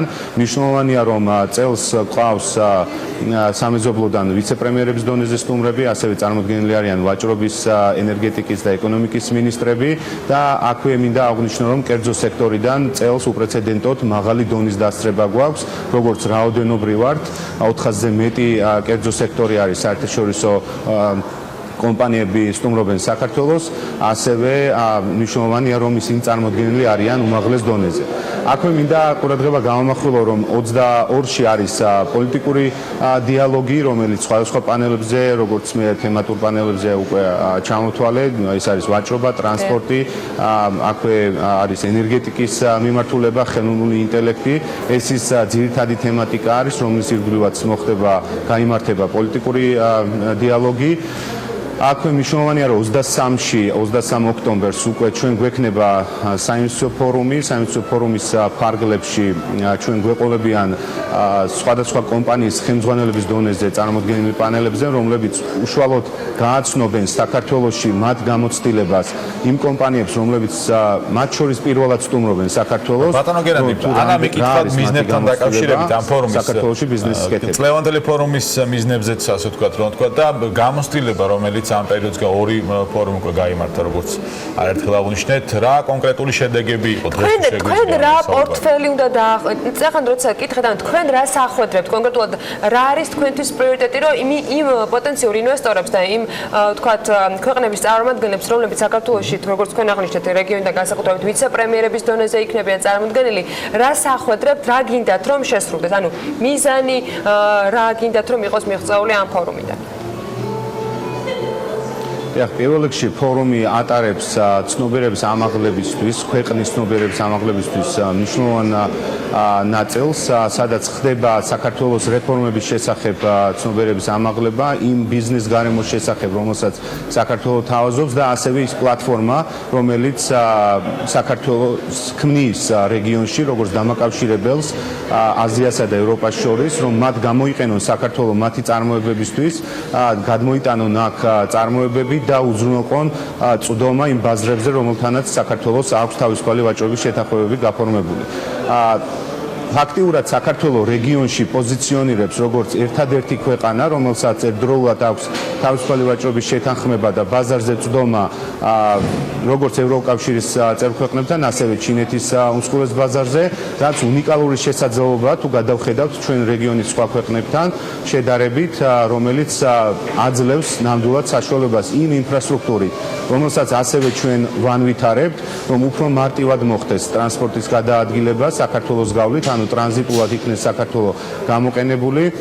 ასევე მნიშვნელოვანია ის, რომ ის ხარისხის ინფრასტრუქტურა, რომელიც ქვეყანაში ვითარდება, მაქსიმალურად იქნეს ათვისებული ის შესაძლებლობები, რომელსაც ჩვენ თავაზობთ თავისუფალი ვაჭრობის შეთანხმებებით და ასევე ის ბიზნეს გარემო, რომელსაც ჩვენ თავაზობთ მარტივი კეთება ბიზნესის საქართველოში, რომელიც არა მარტო ჩვენი რეფორმებით დასტურდება, არამედ ეს აღიარებული არის საერთაშორისო სარეიტინგო კომპანიების მიერ. ბატონო გენადი, გარდა ცნობადობის ამაღლების ამ ფორუმს პრაქტიკული დატვირთვა აქვს ხადია, რომ იქ კონტაქტების გაცვლა, კომუნიკაცია ხდება, ხო, როგორც სამთავრობო, ასევე კერძო სექტორის დონეზე. ამიტომ გითხეთ, აი კონკრეტული შედეგები, რაც 2015 წელს, 2017 წელს მივიღეთ, დღეს თუ არის გასახურა, ანუ ვიღაც შემოვიდა ინვესტორი ან თავისუფალ ინდუსტრიულ ზონაში ან ნებისმიერ სხვა, ასე ვთქვათ, შემხებლობაში ქვეყანასთან, ანუ თანამშრომლობის მემორანდუმები, რომელიც იმ წლებში გაფორმდა, რომელიმე თუ არის შესრულებული. მადლობთ ამ კითხვისთვის. ჩვენ როგორც იცით, წინა ფორუმზე გაფორმდა სხვადასხვა შეთანხმებები, მემორანდუმები, როგორც სახელმწიფოების შორის, ასევე კერძო სექტორს შორის, რამოდენიმე ბანკმა მათ შორის გააფორმა სხვადასხვა შეთანხმება. აქვე მინდა აღვნიშნო, რომ ისე შარშან წინ, ან 2017-ში გაიმართა ორმხრივი შეხვედრები, რომელსაც ჰქონდა გარკვეული პოზიტიური შედეგები ბიზნესებს შორის კავშირების დამყარების. წელს უკვე ჩვენ უფრო მეტად გავმართეთ ის პლატფორმა, რომელიც აძლევს საშუალებას დარეგისტრირებულ კერძო სექტორის წარმომადგენლებს, რომ მათ უშუალოდ პირადად დანიშნონ ეს შეხვედრები, ანუ B2B პლატფორმა არის შექმნილი სპეციალური, რომელიც იძლევა საშუალებას დღეს უკვე გვაქვს ჩვენ 300-ზე მეტი ორმხრივი შეხვედრა ბიზნესებს შორის დანიშნული, რომელიც მე დარწმუნებული ვარ, რომ აღნიშნული პლატფორმის შექმნით და შესაძლებლობის შექმნით კომპანიები შეძლებენ დაამყარონ კავშირები და გააძლიერონ ის ბიზნეს ურთიერთობები, რომელიც დღეს არსებობს საქართველოს ბიზნესსა და სხვა ქვეყნის ბიზნესებს შორის. მათ შორის ჩვენ ვსტუმრობს წელს ლოჯისტიკური ძალიან მნიშვნელოვანი კომპანიები, რომლებიც მსოფლიოში წამყვანი კომპანიები არიან, როგორც ამერიკიდან, ასევე სპარსეთის ყურის ქვეყნებიდან, რომლებიც უშუალოდ ფიქრობენ გარკვეულწილად, რომ საქართველოში ისინი განახორციელებენ გარკვეულ ინვესტიციებს. აი მათ ლოჯისტიკის მიმართულებით რას ახვედრებთ, რა უნდა შესთავაზოთ? იქნება თუ არა ახალი პროექტი რამე საქართველოს ხელისუფლების მხრიდან შეთავაზებული და დაანონსებული? იქნება თუ არა მაგალითად საუბარი იგივე ანაკლის პროექტთან დაკავშირებით, რომელიც წინა ფორუმებზე იყო საკმაოდ მნიშვნელოვანი თემა. თქვენ რა ახალ თემატიკას შესთავაზებთ პოტენციურ ინვესტორებს და პარტნიორებს, რომელიც საქართველოს როგორც სატრანზიტო, სატრანსპორტო, სავაჭრო მიმართულებით შეიძლება რომ მომავალში განიხილავდეს ძალიან მნიშვნელოვან საინვესტიციო გარემოთ. დიახ, ჩვენ თავაზობთ ქვეყანას როგორც საინვესტიციო და ლოჯისტიკურად ყველაზე ხელსაყრელს, იმიტომ რომ როგორც აღნიშნე არის ვართ უმოკლესი გზა დამაკავშირებელი ევროპასა და აზიას შორის. შესაბამისად, საქართველოში გვაქვს ჩვენ კონკრეტული რამოდენიმე პროექტი, მათ შორის ლოჯისტიკური ცენტრების განვითარების მიმართულებით, რომელიც განსაზღვრული იქნა ორ მიმართულებით, ერთი არის დასავლეთის და მეორე აღმოსავლეთ. ეს არის გამზადებული პროექტი, რომელიც შეგვიძლია მათ შორის შევთავაზოთ და ასევე არსებობს სხვადასხვა პროექტები, რომელიც არის მიმდებარედ სხვადასხვა პორტებთან, რომელიც მისცემს მათ საშუალებას სხვადასხვა დაინტერესებულ მხარეებს, რომ განავითარონ ლოჯისტიკური მიმართულება, ცენტრები დაარსონ აქ და ქუთაისის და თბილისის ლოჯისტიკური ცენტრებს გულისხმობთ, რომელი პროექტიც ასე ვთქვათ, რამდენიმე წლის წინ იყო ეს დასრულებულია ამ პროექტების შესწავლა, ანუ გამზადებული აღნიშნულ პროექტთან დაკავშირებით ერთხელ ინტერესთა გამოხატვა გამოცხადდა, შესაბამისად მოხდა ინტერესთა გამოხატვიდან გამომდინარე რაღაც გარკვეული კორექტირება და ეხლა მიმდინარეობს ის პროცესი, რომ დაიხვეწოს და ახალი ინტერესის გამოხატვა მოხდეს აღნიშნულ პროექტებთან დაკავშირებით. დიდი მადლობა გენადი არულაძე, ეკონომიკის მინისტრის. თუმცა ჩვენ არ ვართ შეზღუდული მხოლოდ ამ ორი პროექტები ძალიან ბევრად მეტი გვაქვს და ეს პროექტები ყველა ინვესტორს წარედგინება ინდივიდუალურად მათი ინტერესიდან გამომდინარე. ხელმისაწვდომობიდან გამომდინარე ჩვენ საოცრად მოვუყვებით ჩვენს მაყურებელს ამ პროექტების შესახებ. მადლობა იმისთვის, რომ საუბრობდით საქმიანი დილის ეთერში. მადლობა თქვენი დროისათვის. გენადი არულაძე ეკონომიკის მინისტრის მოადგილე იყო პირდაპირ ეთერში. ყოველი წლის 17 სექტემბერს მსოფლიო სიღარიბესთან ბრძოლის საერთაშორისო დღეს აღნიშნავს. ამ დღესთან დაკავშირებით ევროსტატმა სიღარიბის სტატისტიკაც განაახლა. ევროკავშირის ქვეყნების რა რაოდენობის მოსახლეობა სიღარიბის რისკის ქვეშ და რომელ ქვეყნებში არის მაჩვენებელი ყველაზე მაღალი. დაპირებისამებრ ანუკა ჯოხაძესთან ერთად უნდა განვავრცოთ ეს თემა, რომელიც ახლა პირდაპირ ეთერში გვერდება ანუკა დილამშვიდობისა. ანა დილამშვიდობისა. ევროსტატის მონაცემებით ყოველი მეხუთე ევროპელი, საუბარია დაახლოებით 109 მილიონ ადამიანზე 2018 წელს სიღარიბის რისკის ქვეშ იყო. ეს ის ადამიანები არიან, რომელთაც დაბალი შემოსავალი და მძიმე მატერიალური მდგომარეობა აქვთ. სიღარიბის რისკის ქვეშ მყოფი ადამიანების რაოდენობა გასულ წლებთან შედარებით შემცირებულია. 2018 წელს ევროკავშირის ქვეყნებში სიღარიბის რისკის ქვეშ მყოფი ადამიანების რაოდენობამ 21.7% შეადგინა. ეს მაჩვენებელი 2008 წელთან შედარებით 2%-ით, ხოლო 2017 წელთან შედარებით 0.7% არის შემცირებული. ყველაზე მაღალი სიღარიბის დონე ევროკავშირის ქვეყნებში კი 2012 წელს დაფიქსირდა. რომელი ქვეყანა გამოირჩევა სიღარიბის რისკის ქვეშ მყოფი მოქალაქეების სიმრავლით ამ სტატისტიკით და ალბათ საინტერესოა საპირისპიროდ რომელ ქვეყნებში ეს მაჩვენებელი ყველაზე დაბალი ამავე დროს. ანა, ყველაზე მაღალი სიღარიბის რისკით ბულგარეთი გამოირჩევა, სადაც 2018 წელს ქვეყნის მოსახლეობის მე-4-ზე მეტი სიღარიბის რისკის ქვეშ იყო. ბულგარეთს კი რუმინეთი მოსდევს 32.5%-იანი პუნქტით, ხუთეულში ასევე საბერძნეთი, ლიეტუვა და ლიტვა. თუმცა არც თუ ისე სახარბიელო მდგომარეობა აქვთ ამ კუთხით იტალიასა და ესპანეთს. ხოლო ახლა რაც შეეხება მათ, ვისაც ამ მიმართულებით ყველაზე დაბალი მაჩვენებელი აქვს. ამ შემთხვევაში ლიდერობს ჩეხეთი, აქ მოსახლეობის მხოლოდ 12.2%-ია ღარიბი. მას კი ისეთი ქვეყნები მოსდევენ, როგორებიცაა სლოვენია, სლოვაკეთი, ფინეთი და ნიდერლანდები. ამ ქვეყნებში სიღარიბის რისკის ქვეშ მყოფი მოსახლეობა დაახლოებით 20%-ზე ნაკლებია. და პრინციპში განსაკუთრებით საქართველოსთვის საინტერესო უნდა იყოს ისეთი ქვეყნების მაგალითები, რომლებიც ბოლო წლების განმავლობაში აჩვენეს წინსვლა ან უკუსვლა და რა მიზეზებით შეიძლება იყოს ეს განპირობებული, ალბათ საინტერესო საკვლევი იქნება. სად შემცირდა ჯამში სიღარიბის რისკის ქვეშ მყოფი ადამიანების რიცხვი ყველაზე მეტად და ან პირიქით ზრდა სადაფიქსირდა? ანა, ნამდვილად საინტერესო კითხვაა. ბოლო 10 წელიწადში ყველაზე დიდი შემცირება მიუხედავად იმისა, რომ ბულგარეთში ყველაზე მეტი სიღარიბის რისკის ქვეშ მყოფი ადამიანი ცხოვრობს, მაინც ამ ქვეყანას აქვს. ხოლო ყველაზე დიდი ზრდა ლუქსემბურგმა აჩვენა.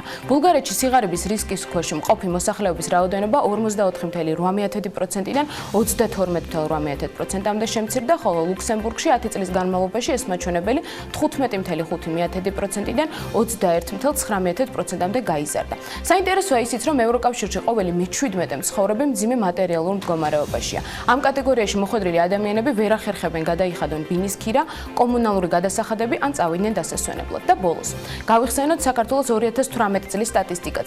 გასულ წელს სტატისტიკის მონაცემებით სიღარიბის აბსოლუტურ ზღვარს ქვემოთ მყოფი მოსახლეობის წილი 20.1% იყო. 2018 წელს ქალაქში ეს მაჩვენებელი 18%-ს, ხოლო სოფლად 23.1%-ს უტოლდებოდა. მადლობა ანუკა მიმოხილვისათვის. ახლა სარეკლამო პაუზე გვაქვს წინ გადავხედოთ იქამდე გრძელვადიანი ამიდის პროგნოზს და რამდენიმე წუთში უკვე საქმიანი დილის ანალიტიკის დრო დგება.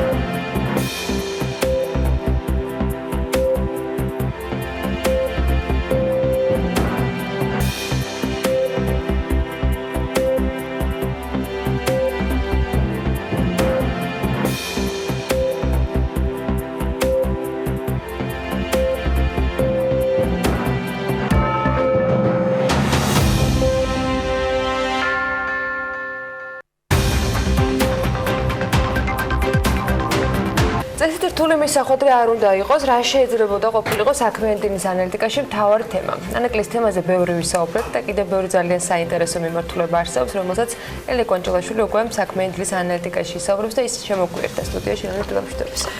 დილამშვიდობის ანა, მართალი ხარ, აბსოლუტურად გეთანხმები, ყველა ვიცით რა უნდა ყოფილიყო მთავარი თემა, ეს უნდა ყოფილიყო ანაკლის პროექტი და ჯამში იმაზე შეჯერება, რომ 2019 წლის ბოლომდე უნდა შეასრულოს პირობა ანაკლის კონსორციუმმა, რასაც სიმართლე გითხრა, პირადად მე ვუყურებ უფრო როგორც პრობლემური სიტუაციის გახანგრძლივებას, დროში გადავადებას, ვიდრე ვთქვათ მის მოგვარებას, რადგან მოცემულობები, რომლებიც უნდა შეიცვალოს იმისთვის, რომ რაღაც მოგვარდეს, უნდა შეიცვალოს არა მხოლოდ ანაკლის კონსორციუმის აქტივობის და შესაძლო კომპრომისების კვალდაკვალაც, არამედ მთავრობის იგივე დამოკიდებულების შედეგადაც, რასაც სამწუხაროდ ამ დრომდე პირი არ უჩანს. სწორედ ამიტომ გაგაწმილებ, არ გადავწყვიტე ამ თემისთვის ხელის მოკიდება საქმიანი დილის ანალიტიკისთვის.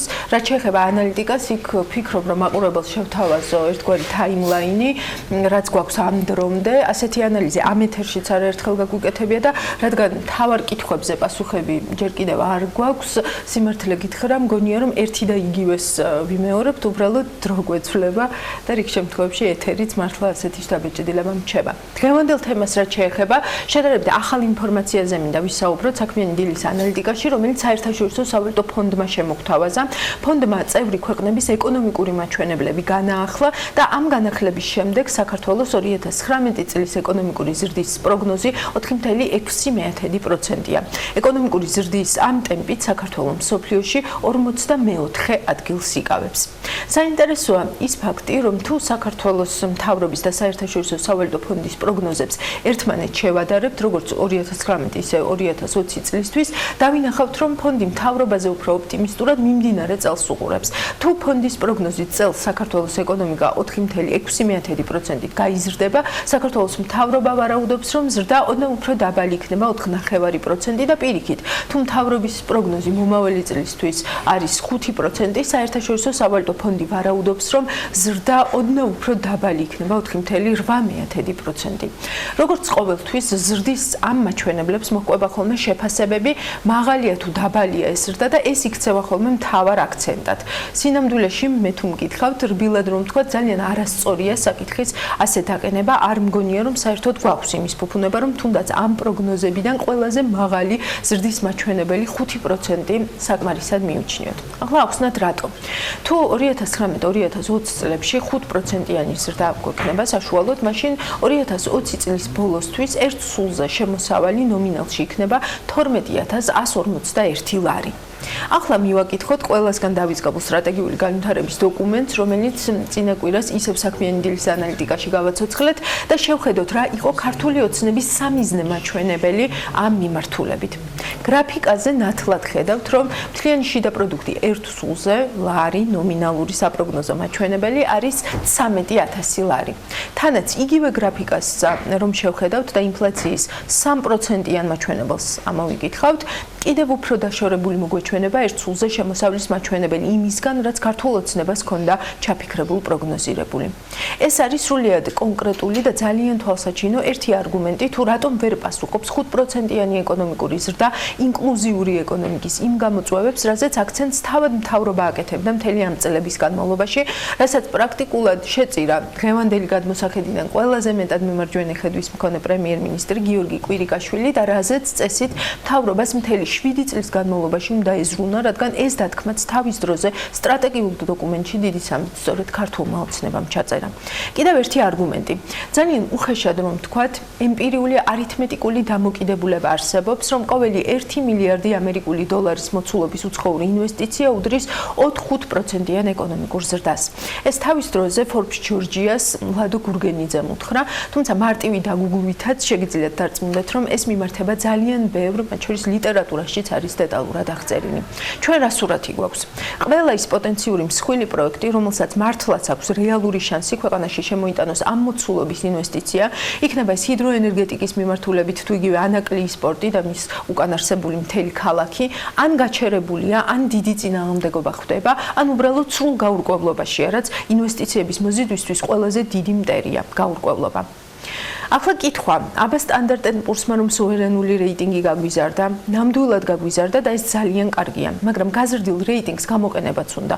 როგორ ამას თავად სტანდარტ & პურსიც გვკარნახობს, კერძოდ სტანდარტ & პურსი აღნიშნავს, რომ ეკონომიკის ერთ-ერთ წამყვან სისუსტედ კვლავ დაბალი შემოსავლები რჩება და რეიტინგის შემდგომი გაუმჯობესება, მათ შორის ეროვნული შემოსავლების ზრდაზეც იქნება დამოკიდებული. რეგიონთან შედარებით მაღალი საშუალო ზრდის ასე ახასიათებს სტანდარტ & პურსი 2015-2018 წლებში საშუალოდ 4%-იან ეკონომიკურ ზრდას საქართველოს შემთხვევაში. ამის მიუხედავად სტანდარტ & პურსი მიუთითებს, რომ 2022 წლის ბოლომდე ნაკლებ სავარაუდოა, რომ ერთ მოსახლეზე მთლიანი შიდა პროდუქტის ოდენობამ 5,000 ამერიკულ დოლარს მიაღწიოს. შედარებისთვის 2019 წლისთვის მთლიანი შიდა პროდუქტი ერთ მოსახლეზე 4,300 ამერიკულ დოლარს შეადგენს, რაც სტანდარტ & პურსის შეფასებით გლობალურ ჭრილში კვლავ დაბალ მაჩვენებელს წარმოადგენს. ეს პირდაპირი ციტატაა. ესეც კიდევ ერთი არგუმენტი, რატომ არ გვაწყობს 5%-იანი ეკონომიკური ზრდა და რატომ არის ის მხოლოდ შედარებით კარგი მაჩვენებელი და არა საქართველოსთვის კარგი მაჩვენებელი. მოდი ახლა ისევ უშუალოდ საერთაშორისო სავალუტო ფონდის მიერ განახლებულ მაჩვენებლებს დავუბრუნდეთ. ისევ იმის საილუსტრაციოდ, რომ 5%-იან ეკონომიკურ ზრდას შორს ვერ მივყავართ. ორი ქვეყანა მინდა გამოვყო და ორივე ქვეყნის შემთხვევაში შევეცდები ახსნა, რატომ გამოვყობ კონკრეტულად ამ ორ ქვეყანას. პირველი ქვეყანა ეს არის რუანდა. საკმაოდ შორს საქართველოსგან. რუანდა ძალიან საინტერესო ქვეყანაა რამდენიმე მიმართულებით. პირველი, იმიტომ, რომ ყველაზე მსხვილი ბანკის კიგალის ფეხზე დაყენებაში საქართველოს ყოფილმა პრემიერმა ლადო გურგენიძემ მიიღო მონაწილეობა. კიგალიმ ლადო გურგენიძე თავმჯდომარედ 2009 წლის ოქტომბერში აირჩია. ზუსტად 1 წლის თავზე ბანკის აქტივები 29%-ით იყო გაზრდილი. თუმცა ამ მოცემულ მომენტში ჩემთვის ეს ქვეყანა იმითაც არის საინტერესო, რომ 2008 წლის შემდეგ, როდესაც საქართველოს ბანკმა ნომერ პირველ რეფორმატორ ქვეყნად დაასახელა, ანუ ისეთ ქვეყნად, რომელმაც ყველაზე სწრაფად გაატარა რეფორმები ბიზნესის წარმოების გასამარტივებლად, რუანდა აღმოჩნდა ის ქვეყანა, რომელმაც რეალურად გამოიყენა საქართველოს როგორც წარმატების მოდელი. ამ საქმეში ალბათ ერია ბატონი ლადო გურგენიძის ხელი. და 2015 წლისთვის რუანდა უკვე საქართველოს ფეხდაფეხ მსოფლიო 20-ში იკავებდა ადგილს. ეს რუანდისთვის იყო დიდი მიღწევა, საქართველოსთვის იყო პოზიციების დაკარგვა, რადგან 2010 წლის მდგომარეობით 2006 წელს მე-100 ადგილიდან საქართველოს მსოფლიო 10-ში შედიოდა ბიზნესის წარმოების სიმარტივის მიხედვით. რა ხდება დღეს 2019 წელს რუანდა ეკონომიკურად მესამე ყველაზე მზარდი ქვეყანა იქნება მსოფლიოში და ამას ამბობს საერთაშორისო სავალუტო ფონდი. საქართველო ამ ჩამონათვალში 44 ადგილზეა. კიდევ ერთი ქვეყანა, რომელიც ასევე ძალიან მნიშვნელოვანი ქვეყანაა შედარებისთვის, ეს არის სომხეთი. უკვე ძალიან ახლოს საქართველოსთან. სომხეთს არ აქვს ნავთობი, არ აქვს ზღვა, არ აქვს გამოკვეთილი სატრანზიტო ფუნქცია და ამის მიუხედავად ეს ქვეყანა ახერხებს წინ წაიწიოს რეიტინგებში, გაზარდოს საკუთარი კონკურენტუნარიანობა და საერთაშორისო სავალუტო ფონდის პროგნოზებშიც გაცილებით უკეთესი პოზიციებით გამოჩნდეს. კერძოდ 2019 2019 წელს ფონდის პროგნოზით სომხეთის ეკონომიკა 6%-ით გაიზრდება. სომხეთი საქართველოს უშუალო მეზობელია, ამიტომ ამ კონკურენციას რეგიონში მიმზიდველობის ცენტრად ჩამოყალიბებასთან დაკავშირებით გაცილებით უფრო სერიოზულად შევხედავდი, ვიდრე რაც ჩანს და როგორც ამას ჩვენი ქვეყნის ხელისუფლება უყურებს.